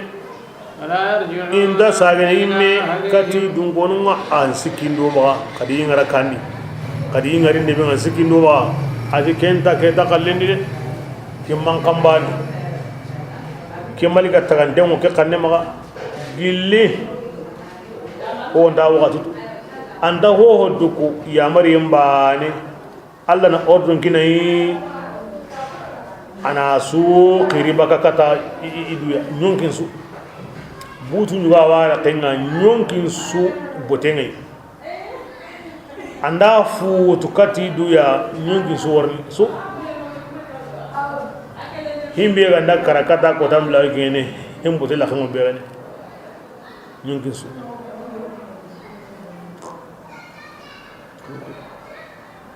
agollen su ni kiyaye agollen su atawo na kiyaye agodan na kiyaye Allah bare Allah sallam awa mo an tun gonno daga ni ati futu ngada ifutini Allah gati an wata ga honun wali khasimun atanga ni sagandi ida bagin kence na bamba kimetre haqqi yani ko ben takutini koy iso kallano kuri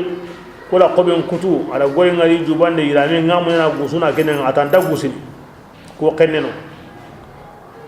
antanya na badanga nyini hodga aywa e gallendi akamundi na awon qatinyilla anyeme hoda yilla antake na tay kandi horari kandi ira tagandi ngaro nyilla kenga aw futinantami ati sang ne sigi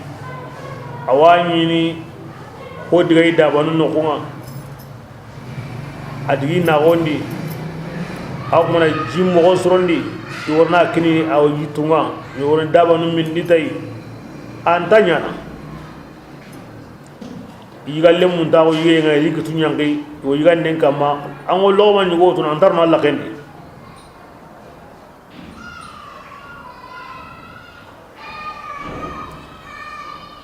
ke bukhari wo ke arjahila to yakhasimun nandan anda ko mi akoda mo kini awagina ko tan nambi go yillan kara wakati dana awani ni besu golen awani ni besu golen awagina kota be gani ladan kota nu mo kotan su kota ga go yillan kara mo la ina kunni nandi ile kara hinun guru garande ni awge mo illa Allah da koda ayatu nande ata worni baghtatan ajuno kama ebirenga tagumanje suga koni himbe ga mbarakata sui aga sabatin da sui kini Allah farelli ken qari aro siza na ambung wudno ko no alisine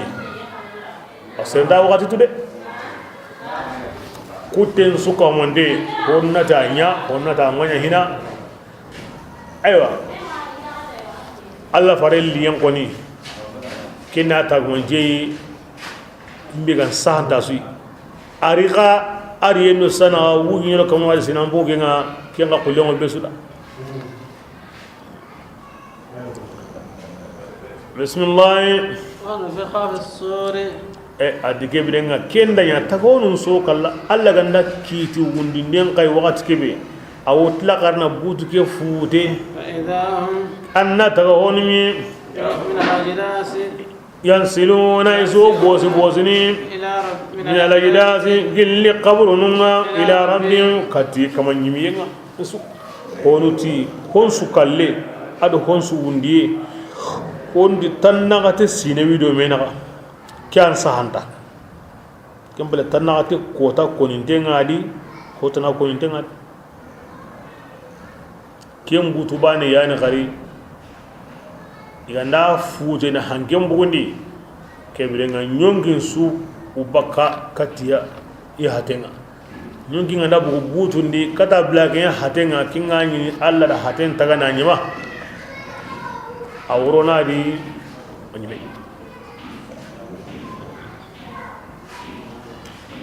lanina alla da bismillah ati kinga na nyabira kebe adi kafirun nadi ya ko bonengo kono ko wonni min marajina gilli o kongo dingranga odange kongo dingra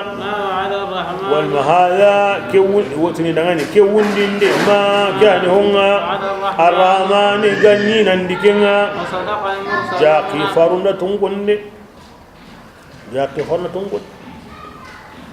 bismillah in kana li adun ninde manya illa sayatan ma kan daqaru qanni wa man qambani be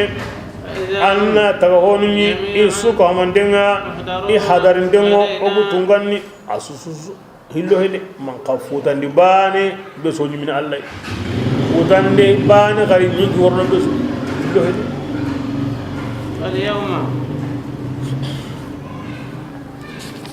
kona o wundi baka o konkuranga na ta ko ndemu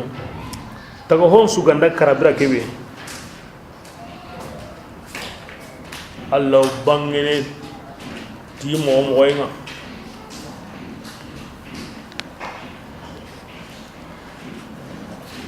awo tirninyana awan kalle hono ko mo kallengi liman al-mulk al-yawm jabi nananta ay mewo ido nyimini lillah al-wahid al-qahhar hon to ikama maga alla bani ayra besu naqiti kallenga ki awtini aywa fisirin don fisiri illa kapanum billakahi dundarunda dundura kunya lagawni kahirunda kahira kunya dagaran qarayemu ni dagaran qaraynya ina minna ikara imoti inyeme itunu ibaten tagano nka yanga nkate ngo inyenkinun kama ana latif dia toni hinne mo monten tunka kebele ngandim pinne mo monten ngurundi kama ibla kemu che no wondi alla gatiri hinne mo monten ngurundi kama ke pagadi besu kan kan ke pagadi woni nenya na ke pagadi nya ke sawne woti mi mar khadina kono bo ko ngondi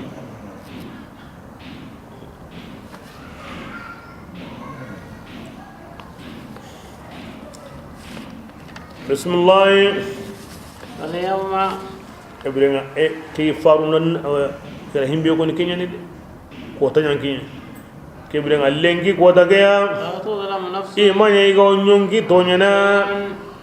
شيئا wa honnesu ya ولا تجزون iman nyongi numbaraji illa bima ma ganda hom musonye an kunganya aga ni kengolni إن أصحاب ke ebrenga الجنة jaman hilloy besu musonga ma arjanna dun konon koni اليوم lengi ko dageni شغل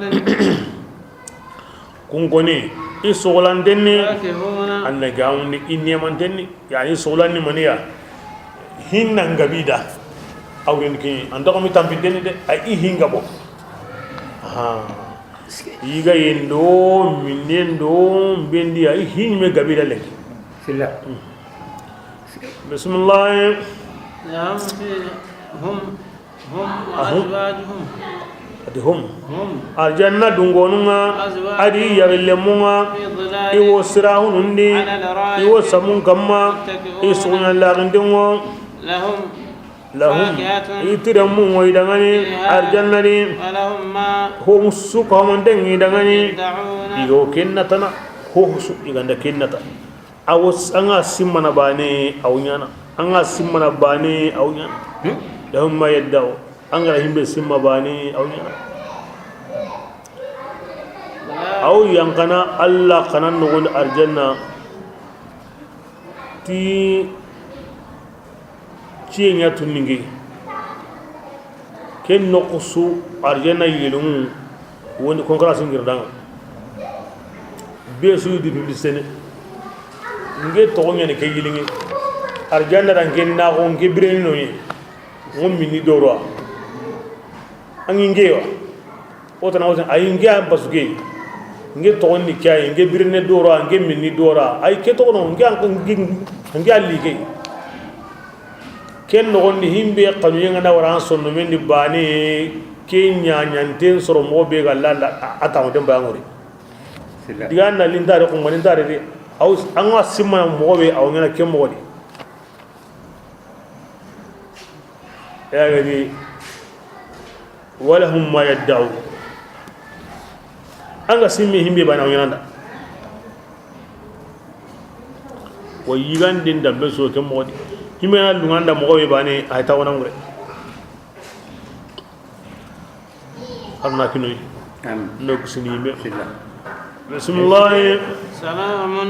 adikis yeyde قولا keni digan korea من رب aga giri kaman korea رحيم kamani be hinne kore ngani kiangili allai alla be gan kora kata arjanna dungunu made digan kore gilli kaman kore kata arjanna dungunu arjanna alla be go hinne ne kenni mani salam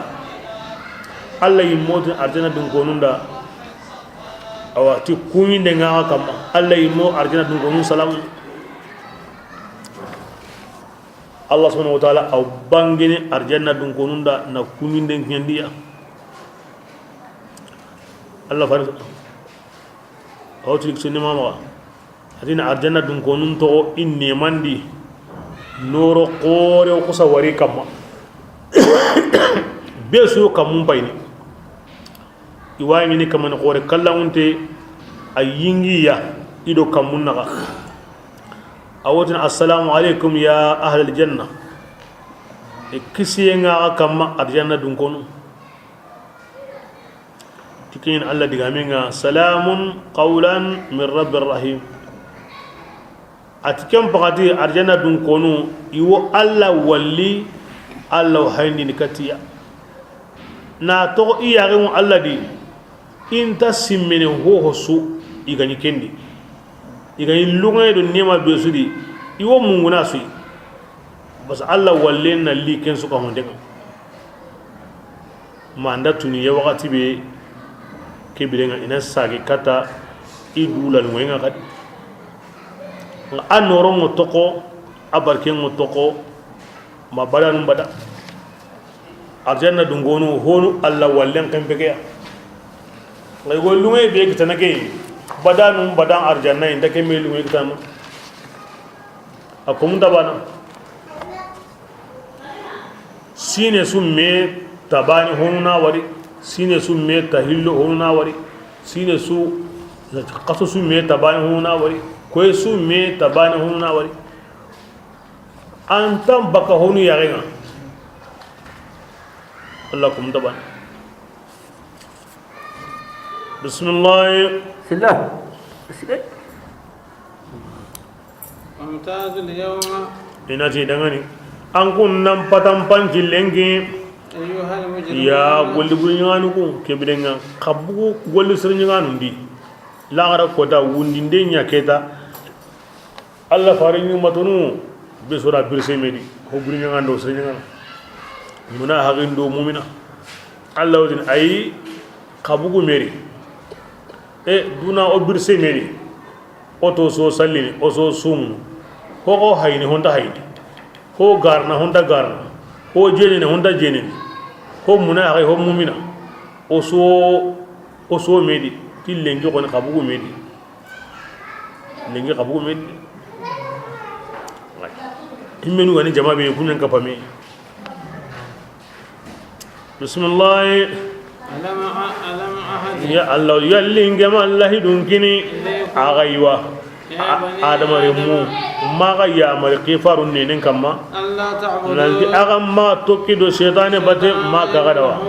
nanti shaytane konnin yani an gundangani akonna bangandenni ma kagadawa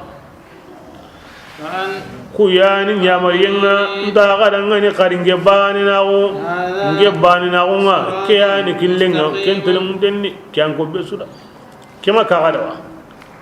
ke koni halanda anga gara anda ibul sabatu anga hayi anda ibul sabatu anga jeni anda ibul sahatu anga yamuna hagiya anda ibul sabatu ibda khabugo medi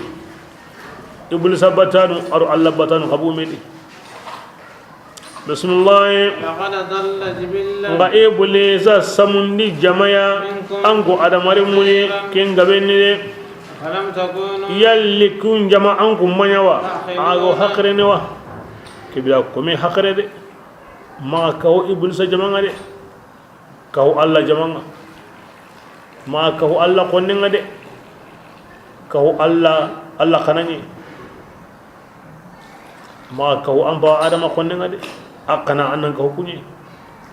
mun hakran bala kunyan si ko min go to ne bul sabate bismillah هذه dikebe hay ay kebe hay ge kin ko ni anya ay go himbe qurayni kinga ko ni jahannaba qurayni arwa num pay mino kisni kum pay Allah wajini kebe hay ge aya ay ga way ke to ni jahannaba التي kiani dingiranga angungani igawa kanuni dai ikona kanun dikai nan dikewa kane yire kiani hage aga tanta اصلاها kebirenga karo jahannaba di lengi kota gaya jowon sabunga aga ganya kengaran guduno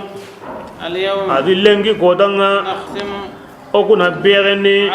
kafirun naganun ka kafirun laqun kamma ikitun no sahallimago itanun na shede ikamma ti honga kanu iganya igo kengolli akada awna kemoli alla ganda tirnenya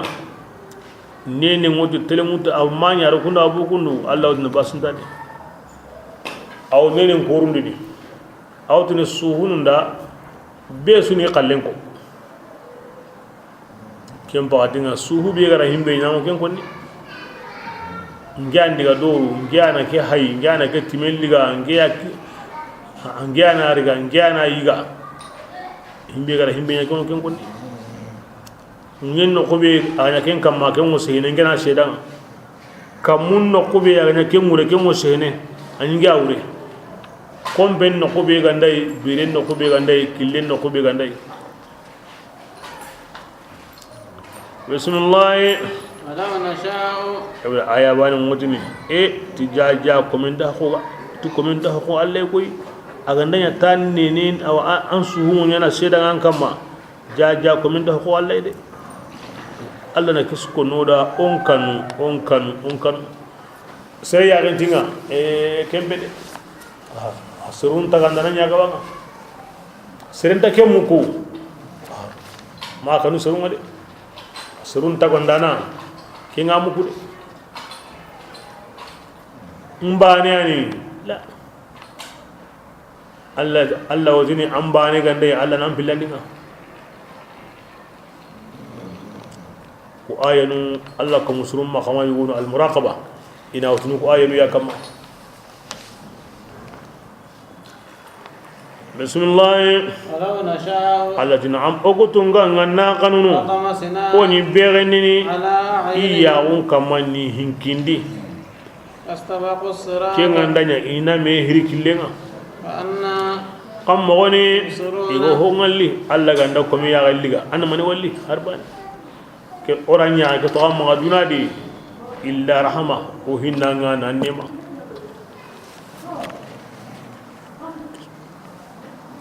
wala nasha'u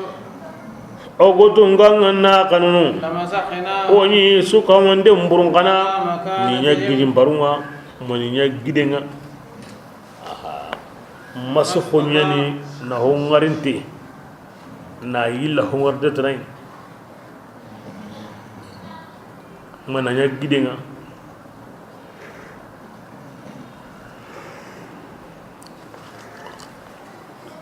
ودين مسخ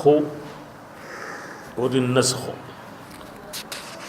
تنغورتنا ونو كنت نسخني نهون غارنتي يلا هون غارنتي سيرين يسانون فني اول ما جي بري بو مسخ كنا تايم برونقا نهون غارنتي ني هو كانتين na سيرين يغيدينغا ما ييتينغا وندي كنا تمسخ نسخني نهون غارنتي ني هون غارنتي كين تفسير قانا ولو ala anda lungoda o ha taga yilla mo be galoda bismillah ala makanatihim ina sabati ni tori no ngan ango no kobe anda lungo alla nan to no kobe arani la na yotane oro kinya mastata'u adi kengandanya ati inda katana diyan aw dungareya fala yarji'una inda sagene gimme yani intara indarni ni yilla ni ya hoygo sisa intara interni andal dum woda oro kende ban man adi yemmeme hamiru ogo tunga nganda ke ngugan ka wondi nankusuhu ona wugan ke ntilla saka bil khalq ay watagandenne afala ta'qiluna aganta hakrene ogati ora o hon taga yilla na ibra kene adalle ngade anna serengari asibente aw daga na aw haga na anime jonni anga walli aw kasono aw lahunu wa tagam onsu yillana na yako lendu be qari o wanda wunkini o ke dabarnde sembe palle ona allahundi ngari en palle ona pinkindi kambum palle oni jogu mukem palle ona lungundi ligandem palle anda kontori gandini anya ganda kenga Allah ganati ana lumida iwan tagay ñilana angene sikka kendi kirsen pay ay mo wel lengi dara ñu kunu ñewa la Allah ga tiro tagay ñilana arawde Allah be go tagay ñilana kenga ti kay ga nan kari wa mun ni arawde bismillah لا أما أفلا تعقلون أنت هكرني أنا كي تتكي أنا كي ورثكي وما علمناه إيه الشيطان محمد كن نسوان ني أسوغن لي الله تلا وكما ما لمين وما تين سوغن وما ينبغي سوغن منيم له أدغني يمي إن هو أتي إغراهيم بكيني أمانيا إلا ما ذكر غندا واجو نني قرآن ما كرامبوني أبانغاندني سوغنا وما كرامني سوغنا وسوغن منيو على يمي كما غنيو أرابون بغويدا مغوبي أدا قوشين بغويدا مغوبي أمانيا وادا أوتي يمبي كيني واجو نني أدو كرامبو بانغاندي أدو كرامبو بانغاندي أنا ماني يعني لينذرمان قدانا يمون غونغو yan kinyimme Allah to ganni gendi ken ngarin tengani ngarin ta on mani sebe ko ngana islamin na wudu maduna gagri sebe ko ngana islamin huwa al-hayy inda Allah ibra ana ngarin to ngongo tay wa haqqa al-qawl yangan gaden sen najami awan ko karanton kamma ko be kahirinu ken sebe to ganni gendi antang ngana islamiya ibra ken karantenga لكن الله فارن ولنا كن القرآن ولنا نعم إذا أتيتك آية ننتي أو الله فارن سوجن تقولني كن يمه أنا ننتي آخر المثال يمكنه يتسوجن ويد ونرواها ستبدي لك الأيام ما كنت جاهلا وياتيك بالأخبار من لم تزود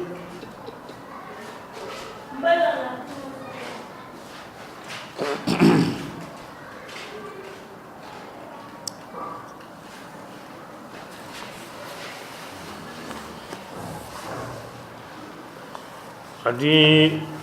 baytunu yugurwono adi kenni tonga Allah faranda mi hebaytu konni adi burawa hati adamare mi anganta himbetu ko san wornan tu indai anganta himbetu wunga na me baga wun wornan tu indai limun nga hayne kirsuni sanganu yi iyon ko langarande en tahitu arna wugina bungo ndunere bungo wore kale Allah farati ke bajin to ngade wa yatika bil akhbari man lam tuzawwidi adi sere warna an khibari adigante am maslaha ndakine ndake wari kenyin jondi ndake mugu no to terranga kenya kundu adigante am ho kine de nga warna an tarom baka الحق أتخري على كل شيء ما خلى الله باطل وكل نعيم لا محالة زائل أتيك بيتك أصدق بيتي أتي بيتي بيغان تون دا بيتي نسي أتيك نيك بيتي بيتي كتي هو غايتي الله كيني باتراني bayti keti nema o nema ko tan telibani nema ko gili ak manya mana ngonya minadi atike bayti asdaqu bayti ala kulli shay'in ma khala Allah batil wa kullu na'imin la mahalata zaid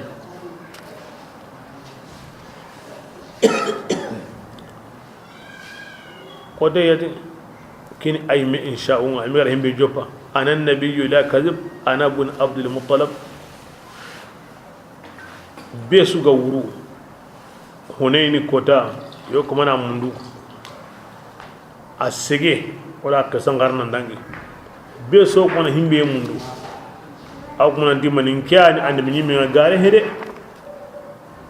kan mi me tirne darde ay abdullah re me ngiyade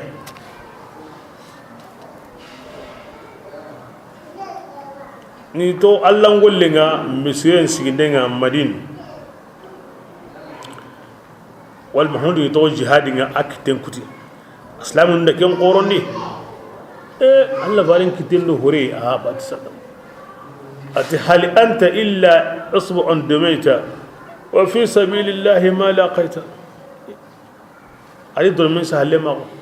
an ga no hoye do mi halle himbe garan kita Allah gullin yani kala ke bo ayin gulani adoro mi yani amme ngosi an yin kalle kudini ke kalle kudini kana kalle kudini wange kalle ngana ga ngora ma Allah killin ni koyi dibla komenta qora Allah ide o ndan kita Allah killin ni ada kiti kita hi o sere ga ndati kuni sugenye ayo onati awa kebe ga ni baita hanake kembita sugeya ara sheda gon go abundi tay kin arabun la danga wodigan bayna ko hille ay kendo sugi nyangim akoni mo akkin jando sugen kente mo nyangim fara mo ganne sugen kentena ama wuta kan mo ina suge ko kemen gabe mo qur'ana di agabe surtu makan suranu kinyi ma sabuni makan gondi sugana nyen makan suranu wudigana aya nun gabe ngono Allah wo aywa an ta ngani na sugi nga no kuno Allah be no karay tanadi no kuno ngono Allah tammu tanadi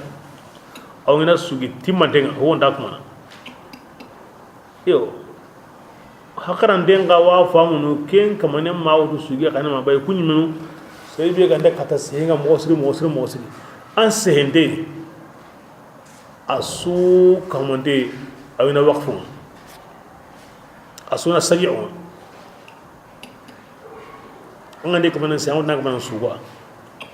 imo gen fam kannu ko da on banani ta andanya Allah faren maga yumal ligena bali mo gen fam istihanu su asehente asehen so yana musajjan odna suna Allah ra ko mo be kenyen o ma karamu ni suge na tunai wa suge ni ma ya ganne wada bismillah awalam yaraw yalli kun ya gandawa o ko tunganga o ko taganni serundangani gelli honga ikitungara kengulli ya ganta kenga an'aman o kitungara himbe gulli ya ganta kenga kenni mani kara holle munyani fahum adi awan ada mare munga ikunni marandanai oku dabarndo ne yagentai wazallalnaha oda dabarndo ku khaja iku ada mare mudangani minha rakubu isetu hongo maranto isetu yengo orango dabarndo kamma yakuluna iwo yigene odango taganto ya na haggabe wo udangani o taganto kuni ado mini ho gabe wo idangani ho taganto kuni afala yashkuruna inta ke neman kufana o gara soren koni na kembu yikitendi pelo eti ay eti madunga tay o ya na sono o ya na minindini ano ya munyedi o ya na qoronin to hangenga wala bas adike iya gantai ora himbe tagida gilli o gara himbe dabariti o kitum pilliya to laniyenga to nemanga iya gantai an'ama kara hollemu sugu jago nyugum famulaha malikun kora marnaykun tagandem bane oda qajida mi wasete mi wa yigana mi wa minni akati na hanga bengila la siga konda de koni an sugunda an jango na mo kon tagaw andi taga ay anyo ko munda am parunda sinu ken woni sekantandi an ga to tigi amma taga an ga to ko anya honi be su da anya honi wa anya honi la malikun an ga to ko Allah qaden dem palle an ga lo sikawre kana kaja naro gollinyam punga zaringa wotronga jimbundi tay nan sita kamana like ngutai nari kana kursimi كبيرا حقرانتي كيني من كوفا بسم الله واتخذوا ادي كافر من دا بورن انتجي قل الله تعالى تناي لعلهم قومي او بورنكو كونغا ويدي منا inaro ido Allah hinun naka komi ga konni mowi onti batun hotana sawura ma ino tintondi Allah tinto mo sirenga ino kanyo ndellondi hawila su'auna bismillah لا يستطيع allati borinul landa ikun de mandenga adi aba ikunqa لهم jundun ikunni ay waqir mandanu ilahum iborinu dangani idi so me ni imbende Allah na kesunya ngai kuma kuma hokka hay wa kebrenga arandan di mana ange dabba kawre atilla gara so me ni imbende kini bati hobe di batanango me ni imbende illa to de bismillah لا يحزنك قولهم ya rasulullah makkan gondiga men namba wan sunondi de igot nanda lasta murslan am piti khifare allati wa innaka lamnal mursalin ogo tunganga يعلم ما ogo hondu igo ken gundana o hondu igo ken bangandini jongurna asutuwaru ngoma yalli serinne matuwa إنا awdo kan serinne ki aya ayanga ko de as ibn wa'il awdo kinyi ubay ibn khalaf hajmi nga ala kulli hal ayin yang kanas aw jabun kina watinga ayiran ka bengo qirin idan gidga mbure ko nana sukama bismillah أنا adi aywa ogo tunganga akin خلقناهم matunanti odi ketaga من نطفة bakamani nye فإذا ke هو hollahunte na allahunte sara ari sembel lenki anna kusagara sembel degenye حصيب ananya farangal lemmay a farangal lemma ko tenni annaki hamuni janko wundindendi janko fillahi allah hindi shadidul mihal allah binga nagri ana gri ni nagane siti na diga mun toki me ni wara me himmelu ganda bana wadraba mahalan وضرب maga taliban gandini لنا o ko hinundi ونسي خلقه ake mungunte mo yimme taga mo ngadi anda simme kinga bani kebre ay meydu walli ay jabu ngalli قال yani agaw talibe bangandini kim bangante nga ken yimme dina gara himbe ko ina di wundi de tanyana ake yimme gandi du hay wuni ne wonyana an kuntu haran yimme dina agara misali be kini nandi ke sabura ala dawundi dia ati mani قال ati من يحيي العظام kona kote ngarendini فهي ken kodon رميم aga munyunga قل kote ngamaga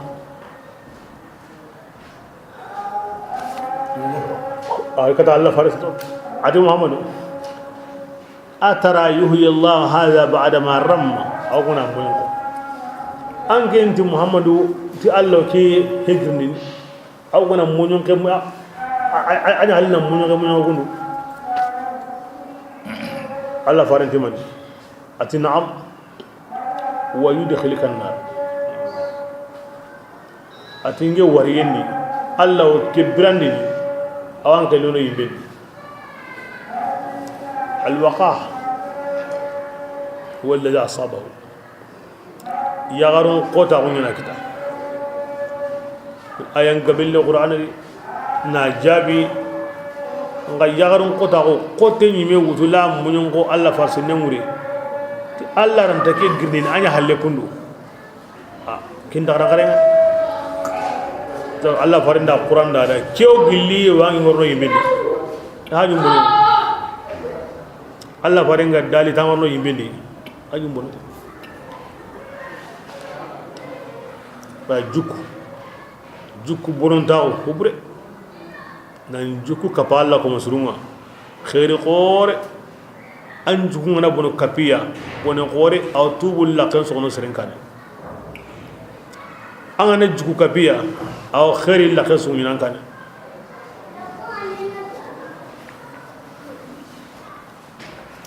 bismillah قل ya rasulullah ngen nan dangani أيها الذي kamani nyana ke qotte ngarindini أنشأها agara taga yinjoba ta hana nga وهو atike kamani عليم to hanan nyani كل خلق ti tagande suya awatu de ta hana angin pai kamana attagande bi bononko angane ke dabari la kebra himbe ga dabar ta hana na kari na motini na ya senga kingi na ngamni na kari aw tagande sutu amma mungu bane mo anta mungu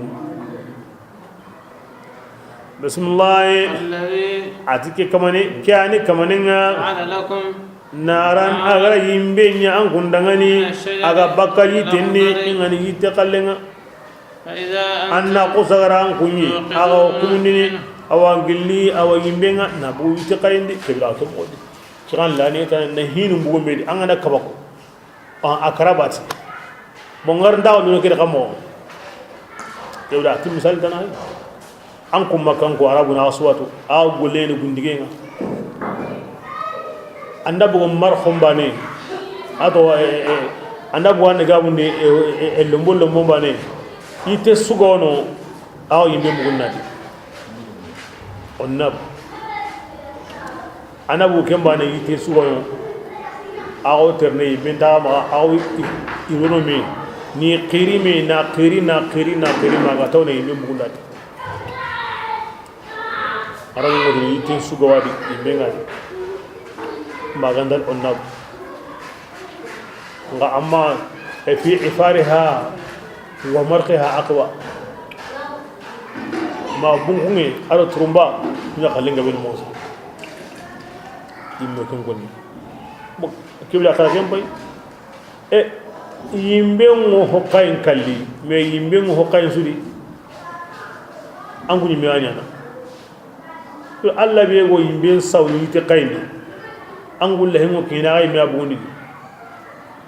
ke nganati o krante ngirndini arawa aranta hakren dalle kina hakren dalle ay men hay bismillah أوليس الذي kengana buono ken naqilu yalli kamanembe agat awalaysa alladhi yalli kamanembe gataganni kamununga والأرض ado munyenga kulli qoroye yalli ken kamane o kondono على أن kuma gandini intaganni ikummenni adamaremme bala na'am arawkinga ay miri dujab kebe gara ke kam qore kunya qore ta kello kondona kummenne tagandi anta kondona ke kamane al khallaq ayani tagandana nyanginga ayani honne besu tuananga إنما أمره angana bi anyana kamo ana kisu ari taga tawran honne aha ay medi ida munyen taga bitotumi wucedi ado kamo wa akaya nasu taga kota bani akello ina kamo wakati bani wala muhammad wangi ndiga munta meki tanade ati kembe inma amruhu adike kamane hinjanenga إذا أراد anda شيئا kulla muru ina kinya أن يقول aw qusagati kempo dangani nya ana فيكون qusaganya yani alla ne yanga na jongati himbe bani aw nyana anta udina hari kafun do nunun ko ni mucenga سبحان arake الذي taga bitutummi arake taga kidi arake adama taga da kamero halle sine arake la muru kemmo yadi aro nugu qaramu ni hoy ta'anni fil umur kemma ya kondo sabra de kem balle ke kamane alla ni nga jongiti himbe kembe kenyantinye bismillah سبحان الذي kamane senna wa adangane بيده malakutu kulli shay kunsu kamantin mara hukuntin ya maka kunsu وترجع kebire ne wa sagandini kadaki kamane yasin fasamun tagun minu gadangi awadi ti qur'ana sunna men na'am angana sura ke hay alla bayina won ayanu ngadi idi dalle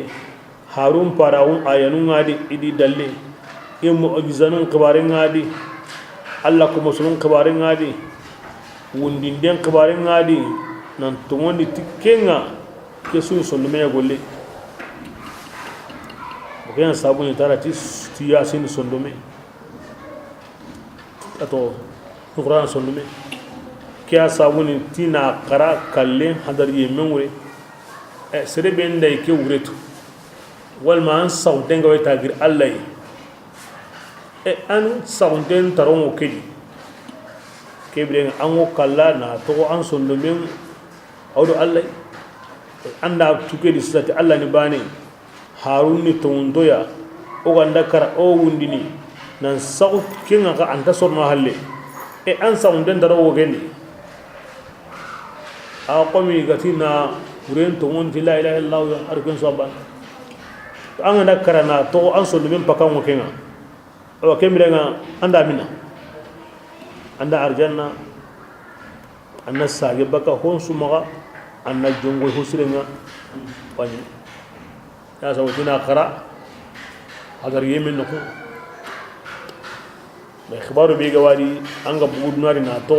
kum minandi bani anta kanso qannu takanso ni sallallahu alaihi qadna tim muslimana ni yahoma nor la gara khairin kinoy ya allah kanay no nya awa ni allah ko musri no ya faran kanay no ya karlemu no ya me de wa suri anna to unda no kharam won anni kisini ni tanga ni hakaru ngasa no su warja ni ngano sambakeri no koy me khairi di kisi tanga no di warja no di tanga khawon karin kinoy no tanga di no kusunda di jamani muroni na khairu radi اللهم صل على